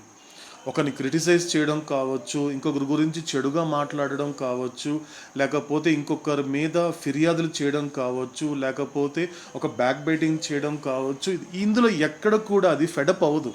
సాధారణంగా అది రిపీట్ చేసుకోవాలనుకుంటుంది. ఇంకా చెప్పు నిద్ర మానేసి కూర్చుంటానని. అంటే లోకోపాసనానికి సహకరించేటువంటిది, లోకోపాసనంలో జరిగేటువంటి ఏ రకంగా ప్రయోజనం లేని వాటిని రిపీట్ చేయడానికి ఇష్టపడేటువంటి స్థూల సంస్కారాలు మెహరోపాసనకు వచ్చేసరికి మాత్రం రిపీట్ చేస్తే మాత్రం నో ఛాన్స్ అంటుంది. No chance.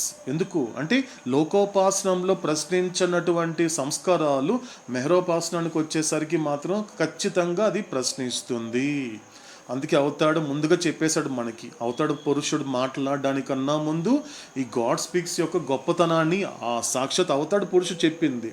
అదేమంటుంది ఏదో ఒక సందర్భంలో, వై గాడ్, అసలు భగవంతుడు ఎందుకు, వై గాడ్ స్పీక్స్, ఎందుకు గాడ్ స్పీక్స్ అని అది ప్రశ్నించినప్పుడు నీ దగ్గర సమాధానం ఉండాలి కదా, ఎదురు సమాధానం ఉండాలి. ఎందుకంటే ఎదురుగా ఉన్న వ్యక్తికి సమాధానం చెప్పడానికి నీకు కాస్త కోస్తూ ధైర్యం ఉంటే సరిపోతుంది. కానీ నిన్ను తప్పుదోవ పట్టించేటువంటి సంస్కారాలకి సమాధానం చెప్పాలి అంటే నిజంగా నీకు ఒక రకంగా చెప్పాలంటే ఒక గొప్ప కరేజ్ ఉంటే తప్ప నువ్వు సమాధానం చెప్పలేవు.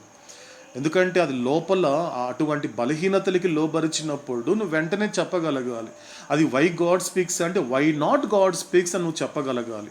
వై మెహర్ బాబా అంటే వై నాట్ మెహర్ బాబా అని నువ్వు చెప్పగలగాలి. అంటే నీ దగ్గర ఆన్సర్ రెడీగా ఉండాలి. కాబట్టి మన ఈ మెహరోపాసనంలో God speaks in your grip అనేటువంటి జర్నీ స్టార్ట్ చేయడానికన్నా ముందు మనందరికీ కూడా అవతాడు ఒక 10 ఆన్సర్లు ఇచ్చాడు. ఎక్కడైనా ఎప్పుడైనా నీ సంస్కారం అనేది నేను ప్రశ్నిస్తే మాత్రము ఈ 10 సమాధానాలని నువ్వు గుప్పెట్లో పెట్టుకొని దానికి సమాధానం చెప్పు. ఎప్పుడైనా వై గాడ్ అన్నా, వై గాడ్ స్పీక్స్ అన్నా, వై మెహర్ బాబా ఎక్కడైనా కూడా ఆ సంస్కారాలు ప్రశ్నిస్తే ఖచ్చితంగా ఈ 10 ఆన్సర్లు గుర్తుపెట్టుకో. దాన్ని క్యారీ చేస్తూ నేను చెప్పిన సమాధానం దాన్ని నువ్వు చెప్పుకోగలగాలి. అదే మానస బోధ, అదే సంస్కారముల బోధ అని మనకి అవతాడు చెప్పడం జరిగింది. కాబట్టి అందులో భాగంగానే నేనంతా మనకి ఏం చేస్తాడు అవతాడు ఫస్ట్ పార్ట్ని మనకి రిపీట్ చేయడం జరిగింది. ఇక్కడ మన సెకండ్ పార్ట్కి వచ్చేసరికి ఇదంతా ఎక్కడి నుంచి స్టార్ట్ అయింది అంటే ఇదంతా నా కథ యొక్క రూటు, నా కథ యొక్క బేసు, నా కథ యొక్క సోర్స్. నా కథ ఎక్కడ మొదలైంది, ఎక్కడి నుంచి స్టార్ట్ అయింది నా కథ అనేది ఒక్కసారి చూస్తున్నప్పుడు అది మనకి సెకండ్ పార్ట్లోనే అవతాడు క్లియర్గా చెప్పడం జరిగింది. ఎలా మొదలైంది ఆ కథ మొదలైన తర్వాత ఏంటి అక్కడ అంటే జరిగిపోయినటువంటి నిన్నటి నా కథ అనేది ఎలా మొదలైంది అనేది చాలా డెప్త్కి వెళ్ళి చెప్పాడు అవుతాడు సెకండ్ పార్ట్లో. అంటే జరిగిపోయినటువంటి నా కథ అంటే ఏంటి అంటే రాతి రూపం నుండి లోహానికి, లోహం నుండి వృక్షానికి, ఆ వృక్షం నుండి క్రిమికీటకాల నుండి చేపకి, చేప నుండి పక్షికి, పక్షి నుండి జంతువు వరకు. అంటే నేను గతంలో జరిగిపోయినటువంటి నిన్నటి నా కథ అనేటువంటిది ఎలా ప్రయాణం చేశాను. అలా ప్రయాణం చేస్తున్నప్పుడు ప్యారలల్గా జరిగింది ఏంటి అన్నప్పుడు ఒకవైపు సంస్కారాలను పెంచుకున్నాను, ఇంకొక వైపు నా చైతన్యాన్ని చేసుకున్నాను. ప్యారలల్గా ఏంటి ఇంక్రీజింగ్ ఆఫ్ సంస్కారాస్, ఇంకోవైపు ఏంటి ఎవాల్వింగ్ కాన్షియస్నెస్. ఇవి రెండు జరిగింది. కాబట్టి అంటే దాన్ని బట్టి ఏం అర్థం చేసుకోవాలి అంటే నాకు ఇప్పటి నా కథ జరుగుతున్న ఇప్పటి నా కథల్లో నాకంటూ అవతార పురుషుడైనటువంటి మెహర్ బాబా ఇచ్చినటువంటి బహుమానం ఏంటంటే ఆ పరిణామమే. అంటే ఎందుకంటే జరిగిపోయిన నిన్నటి నా కథలో నేనేం సాధించాను, ఏం సంపాదించుకున్నాను అంటే అది కంప్లీట్గా నేను సాధించుకున్నటువంటిది ఫుల్ కాన్షియస్నెస్. ఇప్పటి నా కథలో అంటే నేను మానవుడిని కాదు, మాధవత్వాన్ని పొందడానికి నాకు ఈ జన్మలో మానవ జన్మని తరింప చేసుకోవడంలో పరమాత్ముడిచ్చినటువంటి 2 గిఫ్ట్లు ఏదైతే ఉందో బుద్ధి, పూర్తి చైతన్యం అనేది ఎక్కడ డెవలప్ అయింది, నాకు పరిణామంలో డెవలప్ అయింది. జరిగిపోయిన నిన్నటి నా కథలోనే నాకు అది జరిగింది. అంటే నాకు జరుగుతున్న ఇప్పటి నా కథలో నాకంటూ ఒక బహుమానం అంటే ఏదైనా ఉంది అంటే పరిణామమే. కాబట్టి పరిణామమే నాకు బహుమానము.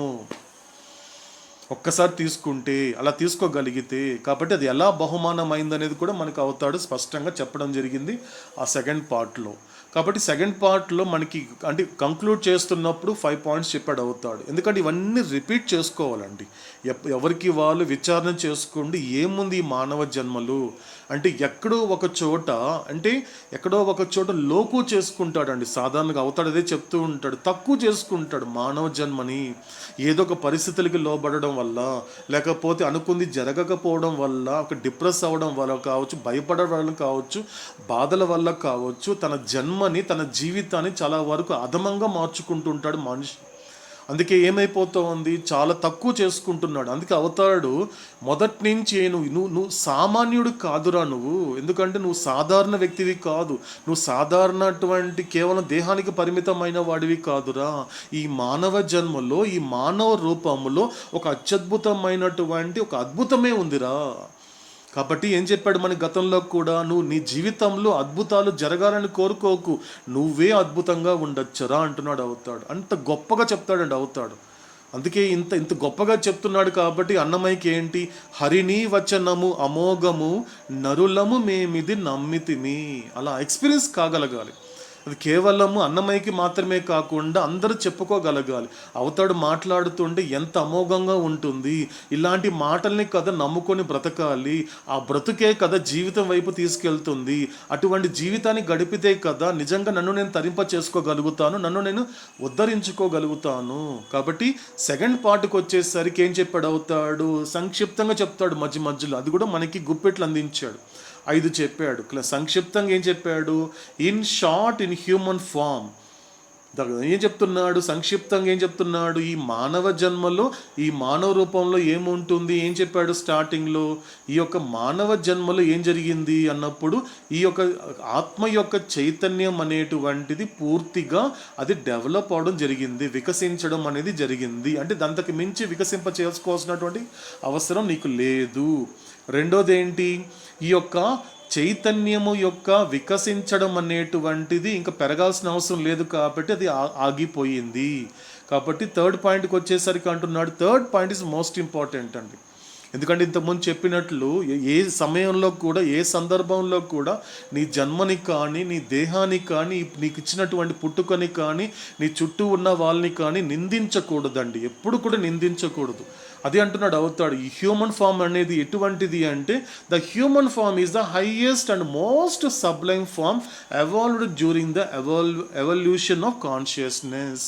ఈ రెండు ఇంపార్టెంట్ అండి నాకు. ఎందుకంటే అద్దంలో చూసుకున్న ప్రతిసారి ఈ మాట కాస్త క్యారీ చేసుకుంటూ ఉండాలండి ఎవరికి వాళ్ళు. ఈ యొక్క హ్యూమన్ ఫామ్ నాకు అవతార పురుషుడు ఈ తల్లిదండ్రుల ద్వారా నాకు ప్రాప్తింప చేసినటువంటి ఈ మానవ రూపం అనేది ఎటువంటిది అంటే ఉన్నతమైనది, హైయెస్ట్ ఉన్నతమైనది మరియు మోస్ట్ సబ్లైమ్ ఫామ్. అంటే ఏంటి ఇక్కడ అంటే పూర్తిగా అత్యంత శ్రేష్టమైనటువంటి రూపము ఈ మానవ రూపం అనేది.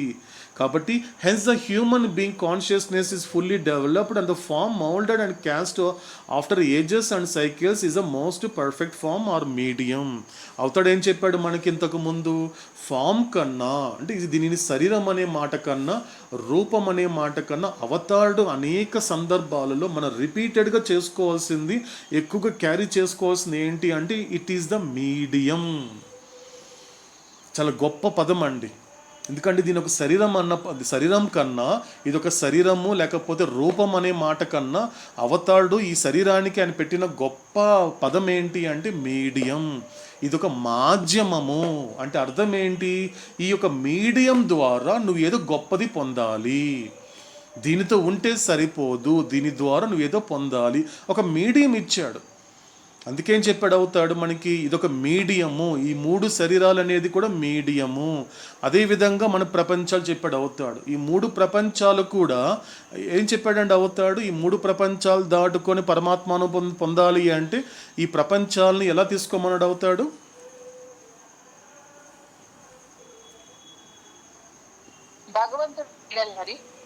ఇదండి అనంతగారు నర్మద గారు ఇంకొకసారి రిపీట్ చేస్తారు. భగవంతుని నీడలు. ఓకే, సో మనకి జీసస్ ఏం చెప్పాడండి మన గతంలో కూడా, బ్రిడ్జెస్ ఏమన్నాడు జీసస్? ఎస్ బ్రిడ్జ్ అండి, బ్రిడ్జ్. ఎస్ కరెక్ట్ అండి నర్మద గారు. సో బ్రిడ్జెస్ అని చెప్పాడు. అంటే బ్రిడ్జ్ ఏం చెప్పాడు జీసస్ కూడా, ఎందుకంటే ఆ బ్రిడ్జి ద్వారా ఏం చేయాలి, ఆ బ్రిడ్జి నుండి యువతల నుండి అవతలకి వెళ్ళాలి. అంటే జస్ట్ నువ్వు క్రాస్ చేయాలి తప్పించి నువ్వు అక్కడ ఆ బ్రిడ్జి మీద ఇల్లు కట్టుకోవడానికి లేదు కదా, ఇల్లు కట్టుకోకూడదు అంటున్నాడు ఎవరు, జీసస్ చెప్పినటువంటి మాట. కాబట్టి ప్రపంచాలని వంతెనలుగా నువ్వు దానిని వినియోగించుకొని దాన్ని దాటుకొని పరమాత్మానుభవం పొందాలి. అదేవిధంగా ఈ 3 శరీరాలని మాధ్యమంలాగా గుర్తుంచుకొని సద్వినియోగపరచుకోగలిగితే ఆత్మ యొక్క ఎరుక కలుగుతుంది. గొప్ప మాట అండి. ఈ లైన్ చాలా important. It is the medium, it is a perfect medium. ఆ లైన్ చూడండి ఎంత గొప్పగా చెప్తున్నాడు అవుతాడు. ఇది ఒక పరిపూర్ణమైనటువంటి మాధ్యమము. దేనిని పొందడానికి? To attain perfection. పరిపూర్ణతని సాధించుకోవడానికి, పరిపూర్ణతని నువ్వు పొందడానికి ఏమిచ్చాడు నీకు? పర్ఫెక్ట్ ఫామ్ ఇచ్చాడు. కాబట్టి ఎట్టి పరిస్థితుల్లో దీన్ని నిందించడం కానీ లేక దీనిని తక్కువ చెయ్యదు అంటున్నాడు అవుతాడు. అటువంటి గొప్పది నువ్వేమంటున్నావు? ఈ శరీరం ఎలా వచ్చింది అనుకుంటున్నావు? ఏముందండి, నా తల్లిదండ్రులు కన్నారు కాబట్టి అన్న కాదంటున్నాడు అవుతాడు. చాలా ఎంత గొప్పగా చెప్తున్నాడు చూడండి ఈ మాట ఇక్కడ 4th పాయింట్లో. ఇది అంత తేలిగ్గా వచ్చింది అనుకుంటున్నావా? కాదు. Hence in the human being consciousness is fully developed and form molded and cast after ages and cycles is the most perfect form. అనేక యుగాలు, అనేక కాలచక్రాలలో ఇప్పుడు మన ముందు మనతో మాట్లాడుతున్నటువంటి అవతార పురుషుడు ఎంతో శ్రమిస్తే తప్ప నాకు ఈ పర్ఫెక్ట్ మీడియం రాలేదండి. నువ్వు సింపుల్గా అనేస్తున్నావు కదా, ఏముందండి నా తల్లిదండ్రులు పలానా డేట్ రోజు కన్నారండి, అలా ఈ లోకానికి వచ్చానండి అంటున్నావు. ఎంత తక్కువ మాట్లాడుతున్నావు, ఎంత తేలిగ్గా మాట్లాడుతున్నావు. ఇది చెప్తున్నాడు అవుతాడు. అండ్ ఏజెస్ అంటే అది సైకిల్స్ అండ్ ఆఫ్టర్ సైకిల్స్ అంటున్నాడు. అనేక కాలచక్రాలు, అనేక యుగాలు. అంటే అవతార పురుషుడైనటువంటి మెహర్ బాబా ఎంతో శ్రమిస్తే తప్ప ఈ తల్లిదండ్రుల ద్వారా నాకు హరిప్రసాద్ అనేటువంటి ఈ పరిపూర్ణ మాధ్యమం అనేది నాకు ప్రాప్తింపబడలేదు. కాబట్టి ఇది చెప్తున్నాడు అవుతాడు. కాబట్టి ఇప్పుడు ఏం చెయ్యాలి నేను? The consciousness of the soul therefore utilize. అంటే ఏం చేయాలి నేను? ఇటువంటి ఈ ఆత్మ యొక్క ఈ చైతన్యం అనేది అందువలన ఏం చెయ్యాలి? ఈ యొక్క పర్ఫెక్ట్ మీడియంని utilize this perfect medium to experience. ఇప్పుడు దీన్ని యూటిలైజ్ చేసుకోవాలి. యూటిలైజ్ అంటే ఏంటి? సద్వినియోగం చేసుకోవాలి. సద్వినియోగం చేసుకోవాలంటే ఏం చేయాలి? మొదట గుర్తించాలి. గుర్తిస్తే సరిపోతుందా? కాదే, గుర్తుంచుకోవాలి. ఆ గుర్తుంచుకున్న తర్వాతనే నువ్వు యూటిలైజ్ చేసుకోగలుగుతావు, అంటే సద్వినియోగం పరుచుకోగలుగుతావు. ఎలా సద్వినియోగం పరుచుకోగలుగుతావు ఈ మీడియంని అంటే to experience and completely exhaust all impressions. అంటే ఎంత గొప్పది అంటే ఇక నువ్వు అక్యుములేషన్ అవసరమే లేదు. మనకి గతంలో చెప్పాడు అవుతాడు. ఇది చాలా గొప్ప మాట అండి. Now no more need of gross impressions అన్నాడు అండి అవుతాడు. అంటే ఎవరికి ఇవ్వాలండి? ఇప్పుడు నాకు చెప్తున్నాడు అవుతాడు. ఎందుకంటే ఇక మీదట నీకు స్థూల సంస్కారముల అవసరం అనేది లేదు, రాదు, ఉండదు చెప్తున్నాడండి. ఎవరు కనెక్ట్ చేసుకుంటేనండి, ఎవరు వాళ్ళు కనెక్ట్ చేసుకుంటే సరిపోతుంది. ఇప్పుడు నాకు చెప్తున్నాడు అవుతాడు. నాకు చెప్పినప్పుడు నేను ఎలా తీసుకోవాలి అంటే ఇక మీదట హరిప్రసాద్ అనేటువంటి వాడు మోస్ట్ సోల్గా ఉండాల్సిన అవసరం లేదు అని నాకు అవుతాడు చెప్తున్నాడు, క్లియర్గా చెప్తున్నాడు. Now no more need of gross impressions. కాబట్టి గ్రాస్ ఇంప్రెషన్ నాకు అవసరం లేదు అంటే అర్థం ఏంటి? నాకు సటిల్ ఇంప్రెషన్ అవసరం. సటిల్ ఇంప్రెషన్కి వెళ్ళాలి అంటే నేను ఎటువంటి ఆత్మగా తయారవ్వాలి? సంసోల్గా తయారు కాగలగాలి. అక్కడికి వెళ్ళేసరికి ఇప్పుడు అదే అవుతాడు చెప్పినట్లుగా ఏమంటున్నాడు? ఎలా యూటిలైజ్ చేసుకోవాలి పర్ఫెక్ట్ మీడియంని? To experience and completely exhaust all impressions. అంటే ఏమంటున్నాడు అంటే సమస్త సంస్కారాలని అనుభవిస్తూ పూర్తిగా దానికి ఖర్చు పెట్టాలి. ఇక్కడ ఎక్కడ కూడా అక్యుములేషన్తో నీకు పనే లేదురా. నువ్వు ఇంకా కొత్తగా పోగు చేసుకోవాల్సింది కానీ ఏమీ లేదు ఇక్కడ. ఎందుకంటే అటువంటి పర్ఫెక్ట్ జన్మ నీది. ఈ జన్మ అవతార పురుషుని గుర్తించగలిగేటువంటి జన్మ వచ్చింది అంటే అదేమంత జోక్ కాదు, అంత తేలికైన విషయం కాదు. ఒక భగవంతుడిని, ఒక సద్గురుని గుర్తించడం అనేటువంటి జన్మ ఒక విధమైతే, సాక్షాత్ అవతార పురుషుడు పరబ్రహ్మ, హైయెస్ట్ ఆఫ్ ది హై, ఆయన్ని గుర్తించగలుగుతున్నావు. ఈయన మెహర్ బాబా, అవతార మెహర్ బాబాకి జై, నీ నోటి ద్వారా ఈ జన్మలో ఆయన యొక్క నామం చెప్పగలుగుతున్నావు అంటే అదేమంత తేలికైన విషయం కాదు. అది నీ నోట ఆయన నామం పలికించేలాగా ఆయన మలుస్తున్నాడు అంటే అదంత తేలికైన విషయం కాదు. కాబట్టి నీకు ఎటువంటి అక్యుములేషన్తో పని లేదు. ఉన్నదాన్ని ఖర్చు పెట్టుకుంటే చాలరా, ఈ జన్మ అయిపోతుంది, ఈ జన్మ పూర్తవుతుంది. అందుకేమంటున్నాడు అవుతాడు? Not only to experience but ఏమంటున్నాడు? Completely exhaust. మానవ జన్మ గొప్పతనం చూడండి. అంటే సమస్త సంస్కారాలు అంటే అర్థం ఏంటి? కంప్లీట్లీ ఎగ్జాస్ట్ ఆల్ ఇంప్రెషన్స్ అంటే ఏంటి? ఇక్కడ ఒట్టి గ్రాస్ ఇంప్రెషన్స్ అనలేదండి అవుతాడు, ఆల్ ఇంప్రెషన్స్ అంటున్నాడు. అంటే అర్థం ఏంటి? Not only gross impressions, not only subtle impressions, but not only mental impressions. ఈ 3 రకాల సంస్కారాలని నువ్వు అనుభవించి పూర్తిగా ఖర్చు పెట్టుకోగల అత్యున్నతమైనటువంటి గొప్ప జన్మ ఈ మానవ జన్మ. ఏమవుతుంది? అదే అంటున్నాడు, అవుతాడు, కంటిన్యూ చేస్తున్నాడు. దీన్ని ఎలా యూటిలైజ్ చేసుకోవాలి చెప్తున్నాడు చూడండి. మానవ జన్మని ఏ విధంగా తరింప చేసుకోవాలి, so that the fully conscious soul becomes devoid of any impressions. ఎప్పుడైతే నీకు పూర్తి చైతన్యం అనేది ఈ జన్మతో పాటు ప్రాప్తించింది అని నువ్వు గుర్తించినప్పుడు ఏం చేస్తావంటే అది ఎటువంటి సంస్కారమైన పక్కకు తోసేస్తావు. నాకు ఇంక సంబంధం లేదు. రేపు ఏదొచ్చినప్పటికీ కూడా భౌతికమైన విషయాలలో నీకేటి సుఖపడ్డా దుఃఖపడ్డా కూడా నువ్వు దాని మీద ఫోకస్ చెయ్యవు. అది నీ ప్రారంధము, అది నా సంస్కారానుసారం జరుగుతోంది అనేది ఎవరికో జరిగినట్లుగా ఫీల్ అవుతావు తప్ప నీకు జరిగిందని స్పృహ నీకు ఉండదు అని అవుతాడు. అంటే అందుకే అన్నాడు devoid of any impression whatsoever and thus is able to realize. అక్కడికి వస్తాడండి.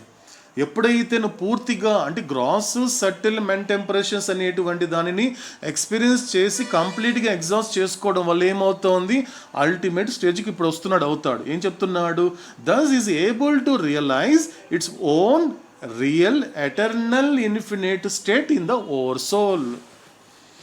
ఏం రిలైజ్ చేసుకుంటావు అంటే గుర్తుంచుకొని నువ్వు సద్వినియోగం చేసుకున్నప్పుడు ఏం జరుగుతుంది అంటే నీ యొక్క వ్యక్తిగతమైనటువంటి వాస్తవమైనటువంటి శాశ్వతమైనటువంటి అనంతమైన స్థితి ఏదైతే ఉందో అది ఎక్కడ రియలైజ్ అవుతావు? పరమాత్మలో రియలైజ్ అవుతావు. కాబట్టి ఇంతవరకు ఏం జరిగింది? నేను ఆత్మగా పరమాత్మలో ఉన్నాను, గతంలో ఆత్మగా పరమాత్మలో గతంలో ఉన్నాను, ఆత్మగా ప్రస్తుతం పరమాత్మలోనే ఉన్నాను, ఆత్మగా పరమాత్మలో భవిష్యత్తులో కూడా ఉన్నాను. అంటే నేను పరమాత్మలో ఉన్నప్పటికీ పరమాత్మతో ఉన్నప్పటికీ కూడా పరమాత్మగా ఉండటం లేదు. కాబట్టి ఇక్కడ నేను పరమాత్మగా తయారవుతాను.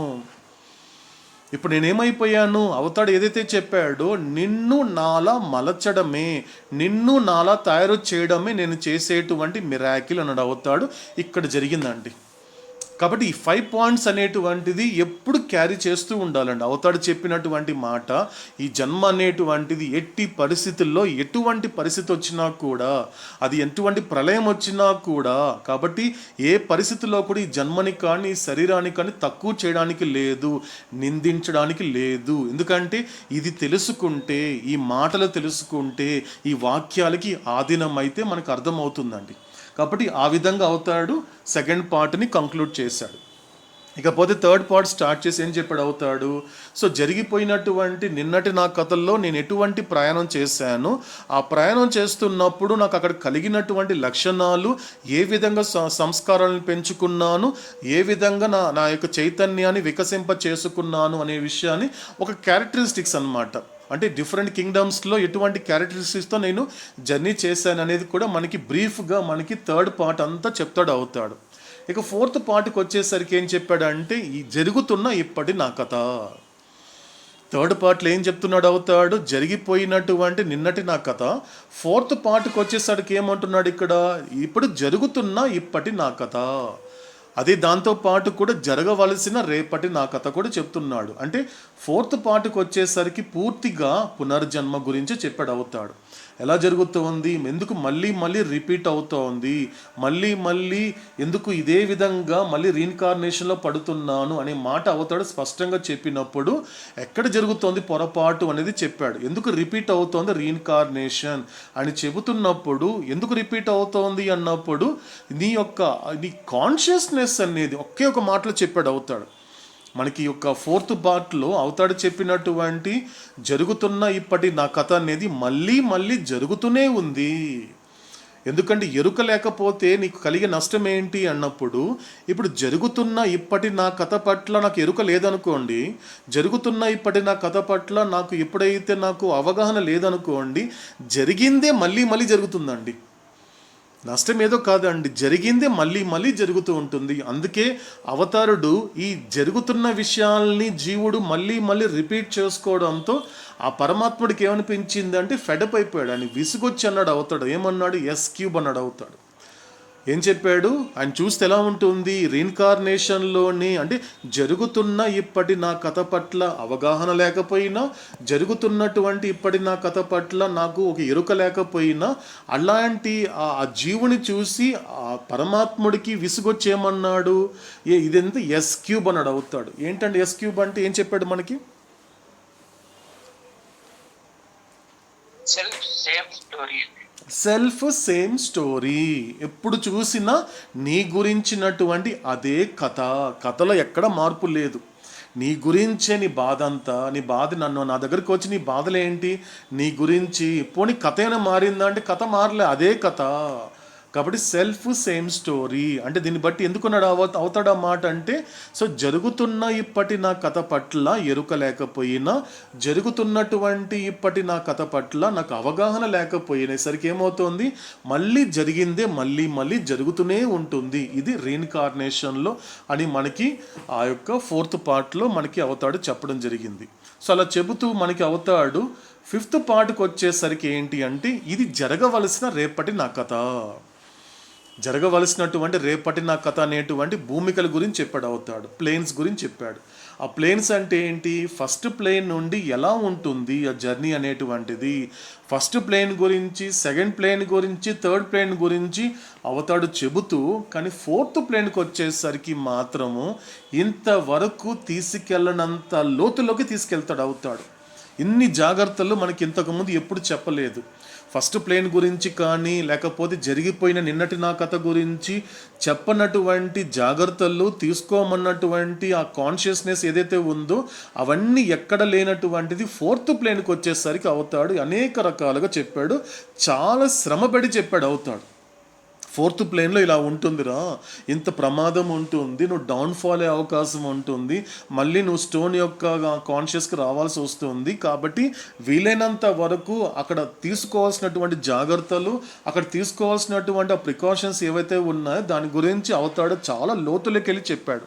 సో ఇలా చెప్పినప్పుడు ఒకసారి దాటేస్తే ఏమవుతుంది, ఆ 5th 6th ప్లేన్లన్నీ కూడా దాటిన తర్వాత, అంటే 5th ప్లేన్కి వెళ్ళిన తర్వాత మహాపురుషుడిగా ఉంటూ 6th ప్లేన్కి వెళ్ళిన తర్వాత సత్పురుషుడిగా ఉన్న తర్వాత ఏ విధంగా 7th ప్లేన్కి వెళ్తాడు, ఆ గాడ్ రియలైజేషన్ అనేటువంటిది ఎలా పొందుతాడు అనేది కూడా మనకి అవుతాడు.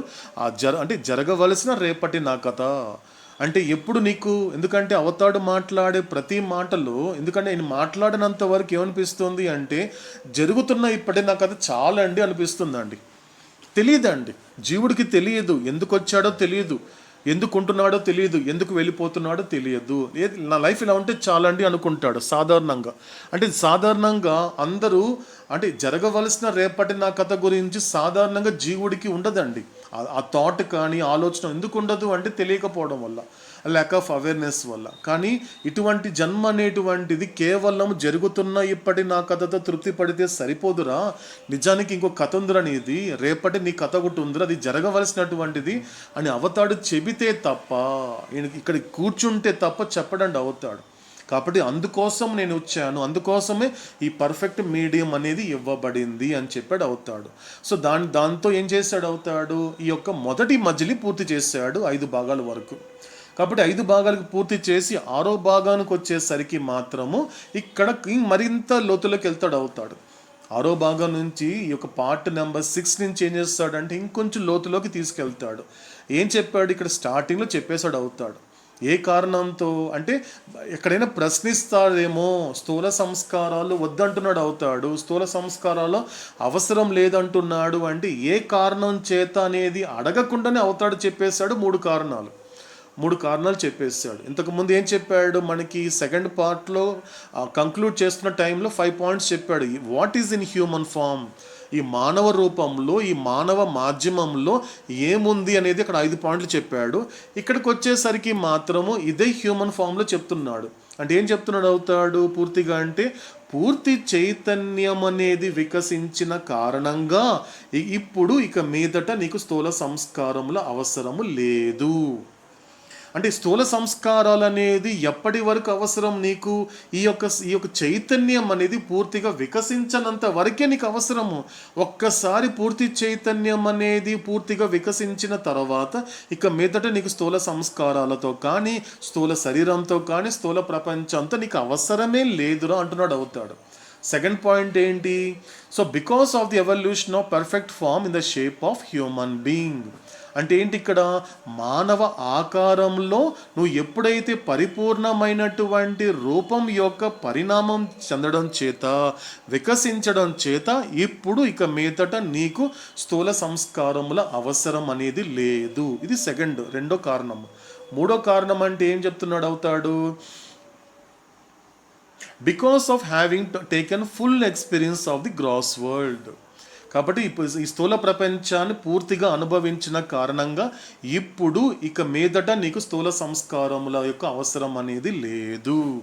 ఇది కొద్దిగా ఎవరికి వాళ్ళు కనెక్ట్ చేసుకోవాలండి. ఇప్పుడు నాకు అంటున్నాడండి అవుతాడు. కాబట్టి ఈ మానవ జన్మల్లో నీ వరకు ఏంటి? పూర్తి చైతన్యం అనేది వికసించింది కాబట్టి నువ్వు ఇంకా మోస్ట్ సోల్గా ఉండాల్సిన అవసరం లేదు. అంటే ఎప్పుడైతే అవతార పురుషుడు స్థూల సంస్కారముల అవసరం లేదు అంటున్నాడు అంటే ఇండైరెక్ట్గా ఏమంటున్నాడు అండి? ఇక మీదట నువ్వు మోస్ట్ సోల్గా ఉండాల్సిన అవసరం లేదు. కాబట్టి ఇటువంటి ప్రాపంచిక విషయాల కోసం నువ్వు వెంపర్లాడాల్సిన అవసరం లేదు. ఇటువంటి ప్రాపంచికమైన విషయాలు జరుగుతున్నప్పుడు నీ జీవితంలో దానికోసం నువ్వు వెంపర్లాడాల్సిన అవసరం లేదు. దానికోసం నువ్వు తాపత్రయపడాల్సిన అవసరం అంతకంటే లేదు. ఎందుకోసం అయితే ముఖ్యంగా థర్డ్ పాయింట్ అండి, ఈ ప్రపంచం అనేది కూడా ఇంత అందంగా కనబడుతోంది. ఈ ప్రపంచంలో ఇంకా ఏదో అనుభవించాలి అనేది పరిగెత్తేటువంటి మనిషితో అంటున్నాడు అని అవుతాడు. ఎందుకంటే ఈ ఆల్రెడీ ఎక్స్పీరియన్స్డ్. అది కూడా ఎలా అంటున్నాడు అవుతాడు? So because of having taken full experience of the gross world, ఈ స్థూల ప్రపంచానికి సంబంధించినంత వరకు పూర్తిగా అనుభవించేసి అంటున్నాడు అని అవుతాడు. కానీ ఇప్పుడు మామూలుగా ఎలా కనిపిస్తుంది? అందంగా కనిపించే ప్రపంచంలో ఇంకా ఏదో అనుభవించాలి, ఇంకా ఏదో సాధించాలి, ఇంకా ఏదో అక్యుములేట్ చేసుకోవాలి, ఇంకా ఏదో గొప్ప పనులు చేయాలనిపిస్తుందండి సాధారణంగా అనిపిస్తుంది. కానీ అవుతాడు అంటున్నాడు అవన్నీ చేశాక ఇక్కడ దాకా వచ్చా ఉన్నాడు అవుతాడు. అది ఎవరికి వాళ్ళు కనెక్ట్ చేసుకుంటేనండి, అది ఎవరికి వాళ్ళు కనెక్ట్ చేసుకుంటే. కానీ అది పొందింది, ఆ ఎక్స్పీరియన్స్ అయ్యింది ఈయన చెప్పిన తర్వాత నమ్మి తెలుసుకోవాలి తప్ప గుర్తుండదండి. ఇప్పుడు నాతో అంటున్నాడండి అవుతాడు, స్థూల ప్రపంచానికి సంబంధించినటువంటి అనుభవాన్ని పూర్తిగా పొందేవరా అంటున్నాడు అవుతాడు. కానీ నాకు గుర్తు లేదు నాకు. కానీ అవుతాడు ఏం చెప్తున్నాడు? నువ్వు ఆల్రెడీ అనుభవించేసావురా. నువ్వు ఏదైతే స్థూల ప్రపంచంలో అనుభవించాలని ఇంతలాగా తపిస్తున్నావే, ఈ స్థూల ప్రపంచంలో అది చెయ్యాలి ఇది చెయ్యాలి అని ఇంతలా తాపత్రయపడుతున్నావు కదా, ఇదంతా గత జన్మలలో అనుభవించేశావు. అదేంటి బాబా నాకు ఎలా గుర్తు ఉంటుంది? నాకు గుర్తు లేదు కదా. అందుకు నీకు గుర్తు లేదు కాబట్టి ప్రశ్నిస్తున్నావు. కానీ ఒక మాట చెప్పాడు అవుతాడు, ఒక మొమెంట్ ఖచ్చితంగా నేను ఇస్తాను, నీకు అన్ని గుర్తొచ్చేలా నేను చేస్తాను అని చెప్పాడు అవుతాడు. కాబట్టి ఆ స్థాయి దాకా వెళ్ళాల్సిన అవసరం లేదంటాడు అవుతాడు. మళ్ళీ ఒకవేళ బాబా చూపిస్తే నమ్ముతానంటే అది నిజమైనటువంటి విశ్వాసం కాదు కదండి. ఆ కండిషన్ పెట్టి బాబా నాకు చూపిస్తే నిజంగా అనుభవించాను గత జన్మల్లో, నాకు సాక్ష్యం చూపించావంటే నమ్ముతానంటే అది ప్రేమ ఎలా అవుతుందండి? అది ఆయన పట్ల చూపించే నిజమైన విశ్వాసం ఎలా అవుతుందండి? చెప్పాడు అంటే మై వర్డ్ ఈజ్ ట్రూత్ అన్నాడు అవుతాడు. నేను మాట్లాడే ప్రతి మాట నిజమే, ఎందుకంటే నేను నిజ స్వరూపుడిని. I'm the personification of truth. ఇంత చెప్పాడు అవుతాడు. కాబట్టి ఇంత జరుగుతున్నప్పటికీ కూడా సో ఏమవుతోంది? ఎప్పుడైతే స్థూల సంస్కారముల అవసరం లేదు అని నేను చెప్పినట్లుగా గనుక నువ్వు దానిని స్వీకరించలేకపోతే, స్వీకరిస్తే ఏం జరుగుతుంది అంటే వెంటనే ఆ గ్రాస్ ఇంప్రెషన్స్ అనేది సటిల్ ఇంప్రెషన్ గాను, సటిల్ ఇంప్రెషన్ అనేటువంటిది మెంటల్ ఇంప్రెషన్ గాను, మెంటల్ ఇంప్రెషన్ చివరికి డిసప్పేర్ అయిపోతుంది. అప్పుడు ఏం జరుగుతుంది? కేవలము ఆత్మకి కేవలము సటిల్ మెంటల్ బాడీ యొక్క కాన్షియస్నెస్ మాత్రమే కాకుండా వాటిని దాటుకుంటూ తాను ఆత్మ అనేటువంటి ఆత్మ యొక్క ఎరుక కలుగుతుంది. అదేవిధంగా ప్రపంచాలకు వచ్చేసరికి ఏం కనిపిస్తుంది? ఈ స్థూల సూక్ష్మ మానసిక ప్రపంచాలను దాటుకొని ఆ పరమాత్మ అనుభవం కలుగుతుంది. ఇది నిజానికి మానవ జన్మలో నువ్వు చేయాల్సిన పని. ఇది నువ్వు చేయాల్సిన పనిరా ఒక హరిప్రసాద్, నువ్వు చేయాల్సిన పని ఇది. గత జన్మలలో ఇన్ని జన్మలు తీసుకున్నావు కదా, చేయాల్సిన పని. కానీ ఇక్కడ అవుతాడు ట్రాజెడీ అన్నాడు, ఫస్ట్ టైం వాడతాడు. అసలైన విషాదం ఎక్కడ ఉంది అంటే ఇమ్మీడియట్గా ఫుల్ కాన్షియస్ వచ్చినప్పటికీ, మానవ జన్మ అనేది ప్రాప్తింప చేసుకున్నప్పటికీ కూడా కేవలము స్థూల శరీరం యొక్క ఎరుకలో, స్థూల ప్రపంచం యొక్క అనుభవంలోనే పరిమితం అయిపోతున్నాడే జీవుడు. వీడిని చూస్తే నాకు విషాదంగా ఉందన్నాడు అవుతాడు. అక్కడి నుంచి స్టార్ట్ చేశాడండి. అక్కడి నుంచి స్టార్ట్ చేస్తే ఏం చెప్పాడు అవుతాడు. సో అంటే అయిపోయిన తర్వాత, అంటే భగవత్ సాక్షాత్కారం వచ్చిన తర్వాత 3 రకాల స్థితుల గురించి చెప్పాడు అవుతాడు. స్టేట్స్ గురించి చెప్పాడు.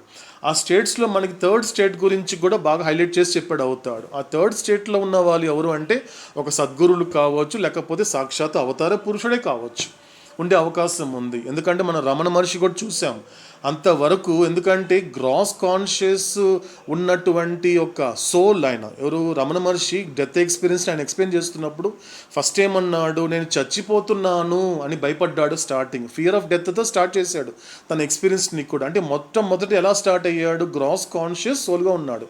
కాబట్టి అలా విచారణ చేసుకున్నప్పుడు అతడికి కలిగినటువంటి కొన్ని క్షణాల్లో ఏమైపోయింది, గ్రాస్ కాన్షియస్ సోల్గా ఉన్నటువంటి వెంకట్రామన్ను సటిల్ కాన్షియస్గా వచ్చాడు విచారణ చేసుకుంటూ. ఇంకా లోతులోకి ఏం చేశాడు, మెంటల్ కాన్షియస్ సోల్గా వెళ్ళగలిగాడు.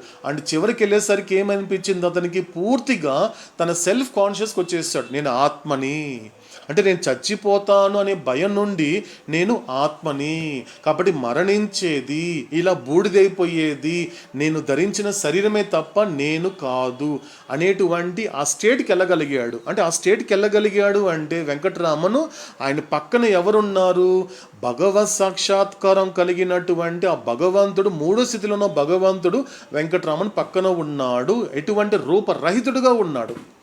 అందుకే రమణ మహర్షిని ఎవరైనా కూడా మీ గురువు ఎవరండి, మీరు ఎంత డెత్ ఎక్స్పీరియన్స్ కావడానికి ఏ దేవుడు కారణం అండి అంటే ఆయన ఏమన్నాడు, నా ఆత్మే నా గురువు అన్నాడు ఆయన.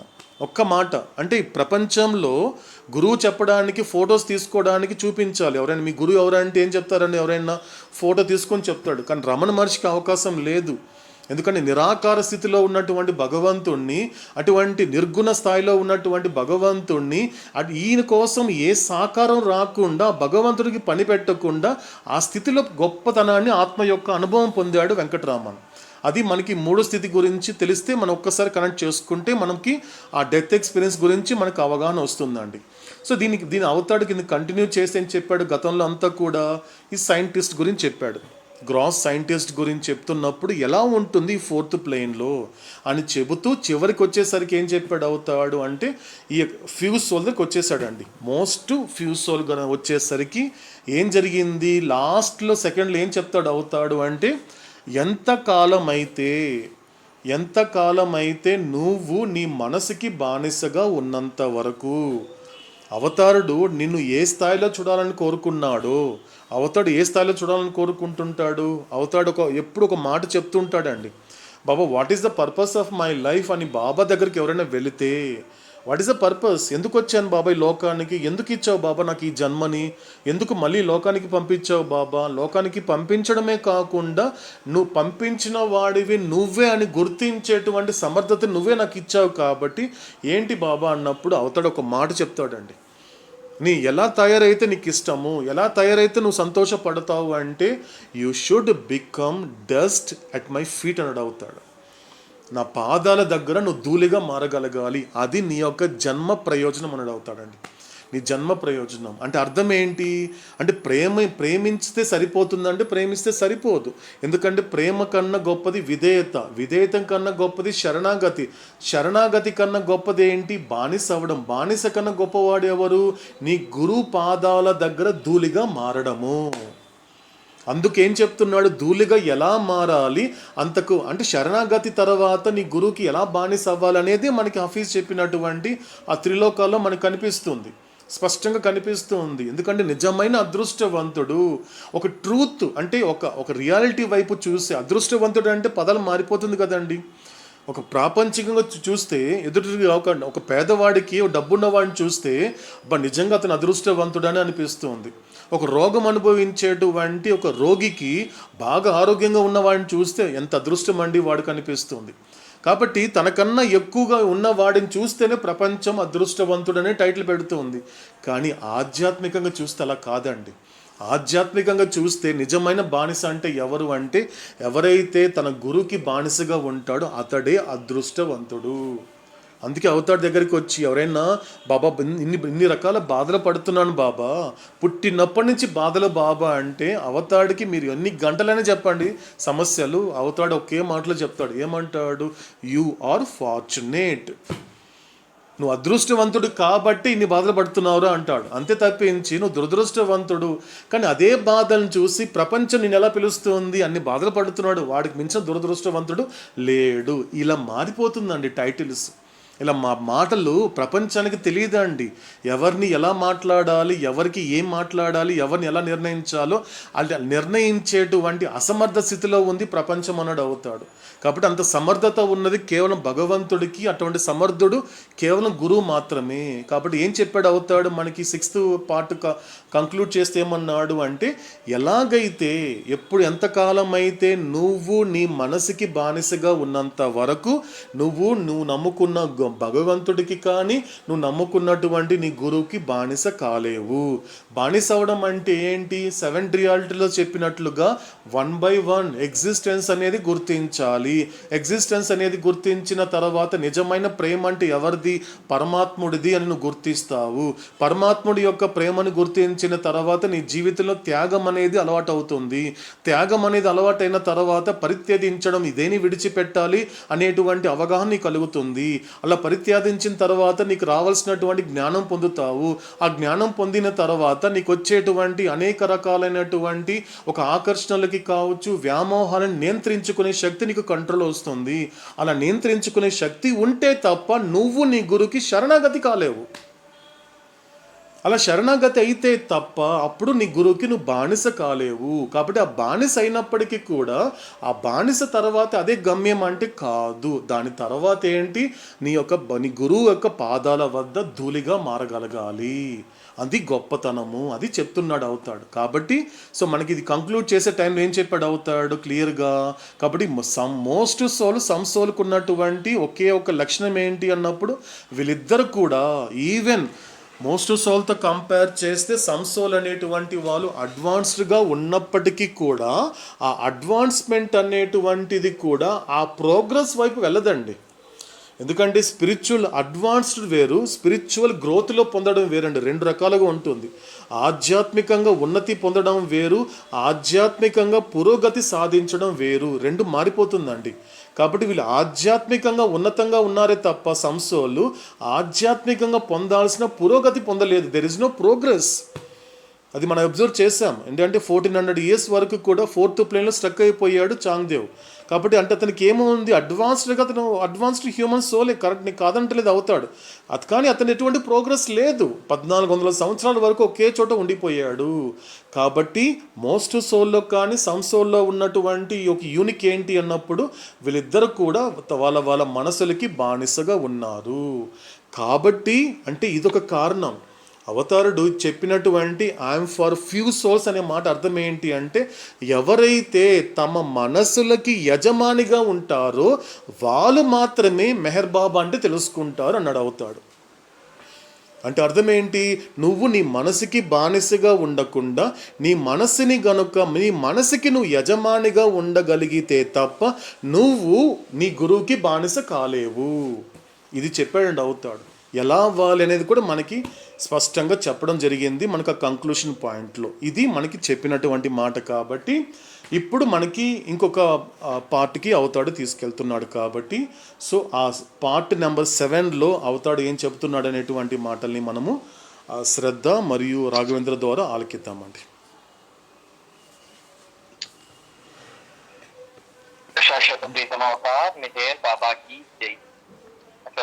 లేదు, నేను చదువుతాను సార్. The 7-fold way, 7 మనసుల ముసుగు.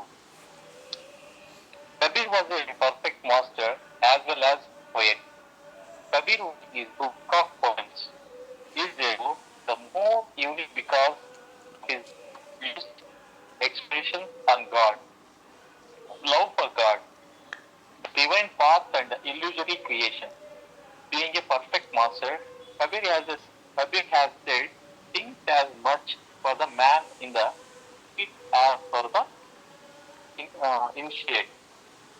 He does not hesitate to disclose both allegorically as well as in plain words some of the spiritual secrets which, though within the grasp of ordinary man, are yet known only to the spiritually illuminate illumined one who has not truly understand the deeper meaning underlying most of his saying. Kabir ఒక పరిపూర్ణ గురు, అలాంటి కవి కూడా. భగవంతుడు ప్రేమ, దైవీ మార్గం, భ్రాంతిమయమైన సృష్టి మొదలగు అంశాల గురించి సులభమైన వివరణతో కూడిన కబీర్ వాణి అనే ఆయన పద్య కావ్యం అద్భుతమైనది.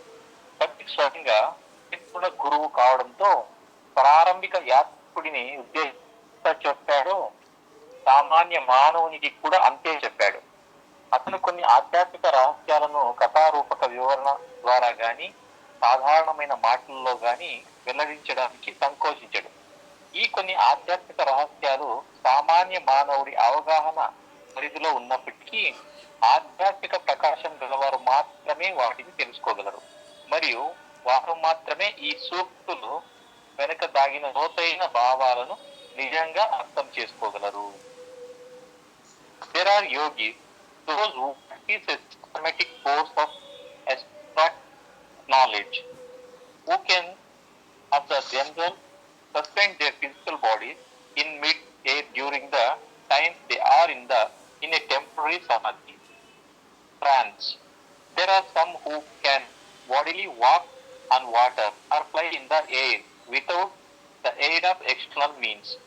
And yet all this is no sign or proof of their having experienced divine love. Where on spiritual scales these miracles have no value whatsoever. In fact, miracle mongering the average yogi is not only apart from the spiritual path, but is actually a hindrance to the individual evolution towards spiritual progress. The following incident in the life of Hindu master shows the disregard in which it is held by perfect masters, who truth personified. The master was one day by the river sage waiting for one of the little ferry boats that takes passenger across the stream for the diminutive fare of one ana. Yogi, seeing him thus waiting, came up to him, literally walked across the river and back, and said, "That was much easier, is not?" The master smilingly replied, "Yes, and had less value than that of the boat fare one ana." కొంతమంది యోగులు క్రమబద్ధమైన నిగూఢ జ్ఞానాన్ని అభ్యాసం చేసేవారు. తాత్కాలిక సమాధిని అనుభవించే సమయంలో తమ భౌతిక శరీరాన్ని గాలిలో నిలిచి ఉండేలా చేయగలరు. మరికొంతమంది ఏ రకమైన బాహ్య సహాయం అవసరం లేకుండానే నీటిపై నడవగలరు, లేక గాలిలో ఎగురగలరు. కానీ ఇదంతా అటువంటి వారు దైవీ ప్రేమ యొక్క అనుభవం పొందారు అనడానికి సంకేతం గాని రుజువు గాని కాదు. ఆధ్యాత్మిక ప్రమాణాల రీత్యా అలాంటి అద్భుతాలు ఎటువంటి విలువ లేదు. వాస్తవానికి ఒక సగటు యోగి ఉండే అద్భుతాలు ప్రదర్శించాలనుకోవడం ఆధ్యాత్మిక మార్గానికి పూర్తిగా భిన్న ధ్రువం లాంటిదే కాకుండా నిజానికి ఆధ్యాత్మిక పురోగతి దిశగా అతని పరిణామానికి ఆటంకంగా కూడా పరిణమిస్తుంది. మూర్తిభవించిన సత్యమే అయిన పరిపూర్ణ గురువులు అద్భుతాల పట్ల ఎంతటి నిర్లక్ష్యాన్ని ప్రదర్శిస్తారో ఓ హిందూ పరిపూర్ణ గురువు జీవితంలో జరిగిన ఈ కింద సంఘటన తెలియజేస్తుంది. ఒకరోజు ఆ పరిపూర్ణ గురువు నదిని దాటడానికి నది ఒడ్డున ఒక పడవ కోసం వేచి ఉన్నాడు. ప్రయాణికులు నది దాటించడానికి పడవ నడిపేవాడు స్వల్ప రుసుము ఒక ఆనాను మాత్రమే తీసుకునేవాడు. అలా వేచి ఉన్న పరిపూర్ణ గురువును ఒక యోగి సమీపించి పరిపూర్ణ గురువు చూస్తూ ఉండగానే నదిలోని నీటి మీద నడుస్తూ ఆవలి ఒడ్డుకు చేరి తిరిగి వెనుకకు వచ్చి పరిపూర్ణ గురువుతో అది చాలా సులభం కదా అన్నాడు. అవును, అయితే దాని విలువ పడవ రుజువుమైన ఆనా కంటే తక్కువ అని నవ్వుతూ పరిపూర్ణ గురువు బదులిచ్చాడు. శాశ్వత ప్రీతం అవతార్ మెహర్ బాబాకి. సో మనకి ఇక్కడ రెండో మజిలీ అవతారుడు కొనసాగిస్తున్నాడు కాబట్టి ఇంతకుముందు ఒక సద్గురు మనకి ఈ మెహరోపాసనంలో గెస్ట్ లెక్చర్గా వచ్చాడు. మౌలానా జలాలుద్దీన్ రూమి తర్వాత మళ్ళీ ఇంకొక పర్ఫెక్ట్ మాస్టర్ గురించి అవుతాడు చెప్తున్నాడు ఇక్కడ. సో కబీర్ గురించి అంటే ఇప్పుడు అవతాడు చెప్పేటువంటి మాటలు వినడానికన్నా ముందు, ఎందుకంటే కొంచెం కబీర్ గురించి కొద్దిగా బ్రీఫ్గా తెలుసుకునే ప్రయత్నము మనము దీనికి సంబంధించిన వివరణతో కూడా మనము, ఎందుకంటే అది ఆ తర్వాత మెహరోపాసనంలోని ఆ వివరణ అనేది కూడా కొనసాగించే ప్రయత్నం చేద్దామండి. సో శాశ్వత ప్రీతమ అవతార్ మెహర్ బాబాకి జై. ఓకేనండి. సో ఏదైనా క్లారిఫికేషన్స్ ఉన్నాయండి?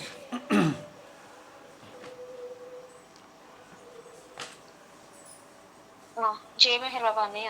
మీనాక్షి జై మెహర్ బాబా. ఇప్పుడు మనకి ఒక పరిపూర్ణ గురువుల గురించి, తర్వాత ఒక యోగి గురించి షేర్ చేశారు కదా అన్నయ్య. మనకి ఉంది కదా సేమ్ ఇలాంటి ఇన్సిడెంట్స్ కూడా మనకి షరియాజీ లైఫ్ లో చాలా వస్తాయి. ఆయన సత్యాన్వేషకుడుగా జర్నీ చేసేటప్పుడు ఓకే. సేమ్ ఇప్పుడు ఎలా అయితే షేర్ చేశారో ఒక పరిపూర్ణ గురువు, ఎందుకంటే అలాంటి వాటికి వాళ్ళు వాల్యూస్ ఇవ్వరు కదన్నయ్య. అవును అవును. లోయర్ ప్లేన్స్ ఏవైతే 4-1-4 అని చెప్తారో కరెక్ట్, అక్కడ వరకే లొంగుతారు అలాంటి ఒక కి. వాళ్ళు తెలుస్తుంది వాళ్ళకి ఆల్రెడీ, ఎందుకంటే ఇవన్నీ కూడా భగవంతుడి వైపు వెళ్ళే ఒక ఆధ్యాత్మిక దీంట్లో ఒక ఆటంకం ఎదురవుతుంది నాకు అనేసి తెలుసు కాబట్టి అలాంటి వాళ్ళు యూజ్ చేయరు. కరెక్ట్, అవును. అది కూడా మనకి షరియాజీ లైఫ్ లో ఇలాంటి చాలా జర్నీ ఉంటాయండి అతనికి కూడా. కరెక్ట్. ఆ జర్నీలో కూడా సేమ్ ఇలాగే నది ఒడ్డున వచ్చినప్పుడు వెళ్ళాలన్నప్పుడు తన దగ్గర డబ్బులు లేకపోయేసరికి చాలా వరకు ఇలా వీళ్ళు పిలుచుకోవతను రా వెళ్దాం అంటే అవసరం లేదు అనేసి అతను వెళ్ళేవాడు కదా. కరెక్ట్, అవును.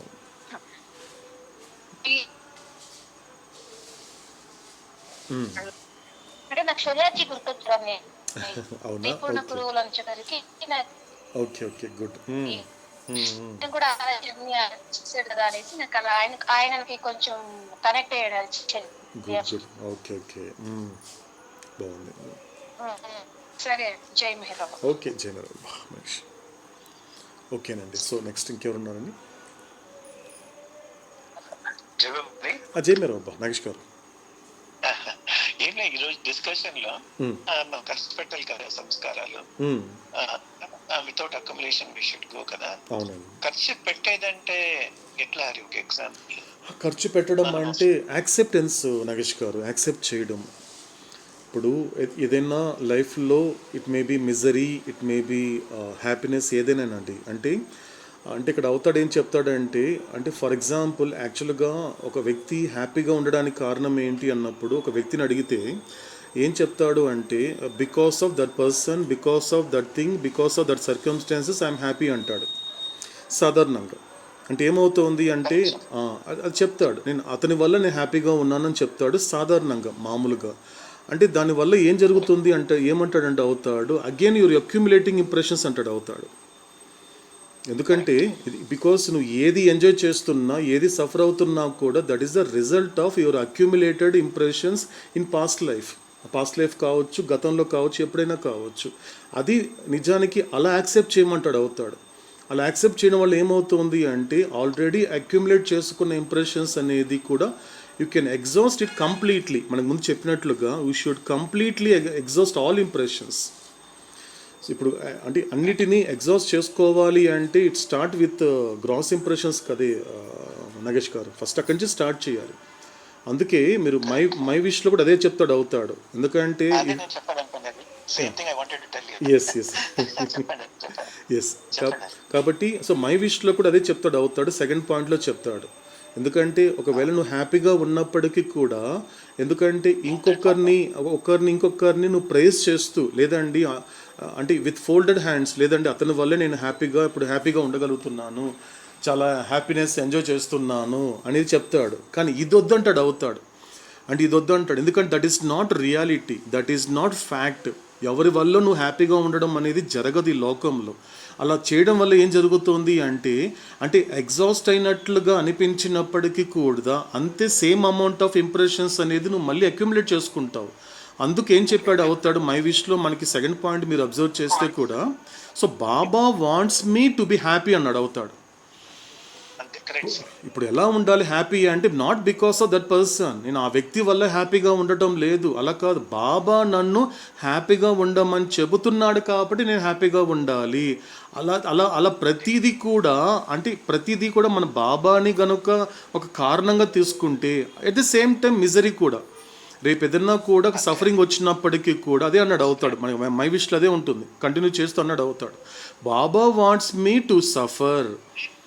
ఎందుకంటే నేను సఫర్ అవడానికి ఆ వ్యక్తి వల్ల కారణం కాదు. అంటే ఇంతకుముందు నేను ప్రేజ్ చేశాను అతని వల్ల నేను హ్యాపీగా ఉన్నానని అనడం వల్ల కూడా నువ్వు అక్యుములేట్ చేసుకుంటున్నావు. At the same time same person వల్ల నువ్వు రేపు సఫర్ అవుతున్నావని నీకు అనిపించినప్పుడు నువ్వేం చేస్తావు, నిందిస్తూ ఉంటావు, కంప్లైంట్ చేస్తావు, అతని వల్ల నేను బాధపడుతున్నానండి అంటున్నావే. బోత్ రెండు కూడా సేమ్ ఈక్వల్ అమౌంట్లోనే you are accumulating new impressions. Bindings అవుతుందండి, ఖచ్చితంగా అవుతుంది. అంటే మీకు ఆటోమేటిక్గా ఎప్పుడైతే సంస్కారాస్ అని అక్యుములేట్ అయిన తర్వాత so you will get more entangled in the more bindings. కంప్లీట్గా దాంట్లో ఆ గ్రిప్లోకి వెళ్ళిపోతాడు, ఆ గ్రిప్లోకి. కాబట్టి మై విష్లో తను ఏం కోరుకుంటున్నాడు అవుతాడు అంటే, మీరు ఇలా ఉండగలిగితే you are in the safe zone అన్నాడు అవుతాడు. Safe zone. ఎందుకంటే నేను సాక్షాత్ పరమాత్ముని కాబట్టి, నేను అన్నిటికీ అందరికీ అతీతుడిని కాబట్టి, నన్ను గనుక నీ జీవితంలో భాగం చేసుకోగలిగితే ఏం జరుగుతుంది అంటే నీకు ఒక స్వేచ్ఛ, యుల్ బి డిటాచ్డ్ అన్నాడండి నాగేష్ గారు. నువ్వు డిటాచ్డ్గా ఉండిపోతావు. అప్పుడు ఎవరిని కంప్లైంట్ చేయవు, ఎవరిని నువ్వు ప్రైజ్ చేయవు, ఎవరిని కూడా నువ్వు క్రిటిసైజ్ చేయవు. ఎందుకంటే నువ్వు కంప్లైంట్ చేయడం వల్ల, ప్రైజ్ చేయడం వల్ల, క్రిటిసైజ్ చేయడం వల్ల కూడా ఈవెన్ బాబా ప్రైజింగ్ కూడా వద్దని అవుతాడు. లేదు బాబా అతని వల్ల నేను ఇలా ఉన్నానంటే మాత్రము దట్ ఈస్ నాట్ ఫ్యాక్ట్, అది నిజం కాదంటున్నాడు అవుతాడు. అందుకు మనకి అలా కంప్లీట్గా ఎగ్జాస్ట్ చేసుకోవడానికి అంటే experience and exhaust all impressions అంటే, but we start with the gross impressions Nagesh garu. అలా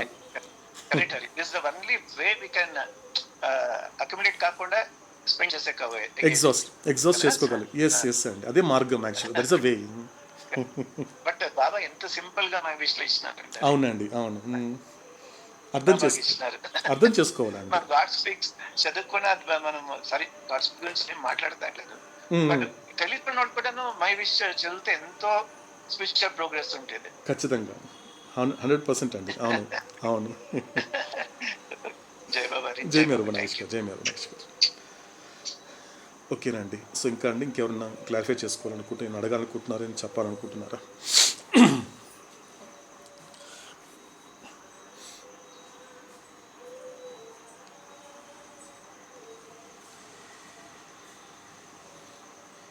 అత్త ఏదైనా అడగాలనుకుంటున్నారా మీరు?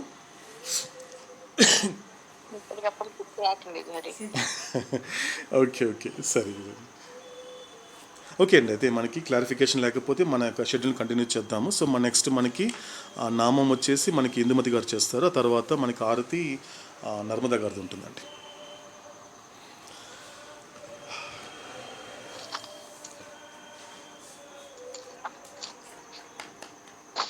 అవతార్ మెహర్ బాబా की जय. అంతా మెహరే మెహరేరా, జగమంతా మెహరే మెహరేరా. అంతా మెహరే మెహరేరా, జగమంతా మెహరే మెహరేరా. ఆదిశక్తి హరిహర బ్రహ్మలు, అల్లా యజదా నహుర మజ్దాలు. ఆదిశక్తి హరిహర బ్రహ్మలు, అల్లా యజదా నహుర మజ్దాలు. కృష్ణుడు రాముడు క్రీస్తు మహమ్మదు, మీరు వారు మేము, మీరు మేము, అంతా మెహరేరా, జగమంతా మెహరేరా. అంతా మెహరేరా, జగమంతా మెహరేరా. ఇదిరా నిజం తెలుసుకో, ఇదిరా నిజం తెలుసుకో. అంతా మెహరే మెహరేరా, జగమంతా మెహరే మెహరేరా. కంటికి అంతా కనబడుతున్నా, ఉన్నది అంతా కన్నది అంతా కనబడుతున్నా, ఉన్నది అంతా నిజమనుకున్నా. ఉన్నది మెహరేరా, అసలున్నది మెహరేరా. ఉన్నది మెహరేరా, అసలున్నది మెహరేరా. ఇదిరా నిజం తెలుసుకో, ఇదిరా నిజం తెలుసుకో. అంతా మెహరే మెహరేరా, జగమంతా మెహరే మెహరేరా.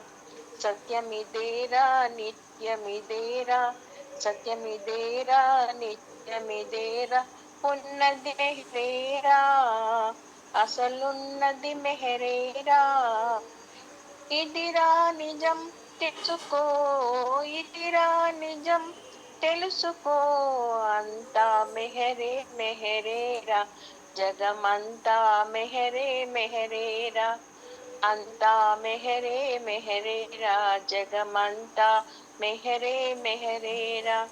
అంతా మెహరే మెహరే, జగమంతా మెహరే మెహరేరా. अवतार मेहर बाबा की जय.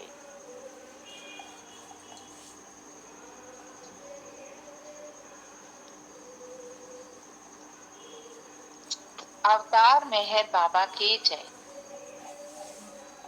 How can one fathom your fathomless being? How can we know you we see with gross eyes? A glimpse of your shadow has blinded our seeing. How could your glory ever be realized? Consumed is my mind in your fire and flame. Accept it, O Meher, in oneness. Consumed is my heart in the sound of your name. Accept, O Meher, my arti. Accept, O Meher, my song. Thought cannot reach you and word cannot speak you. Infinite ocean of unending bliss. Though we beseech you, how can we seek you? How can the finite know limitlessness? Consumed is my mind in your fire and flame. Accept it, O Meher, in oneness. Consumed is my heart in the sound of your name. Accept, O Meher, my arti. Accept, O Meher, my song. At your command, suns and stars give their light.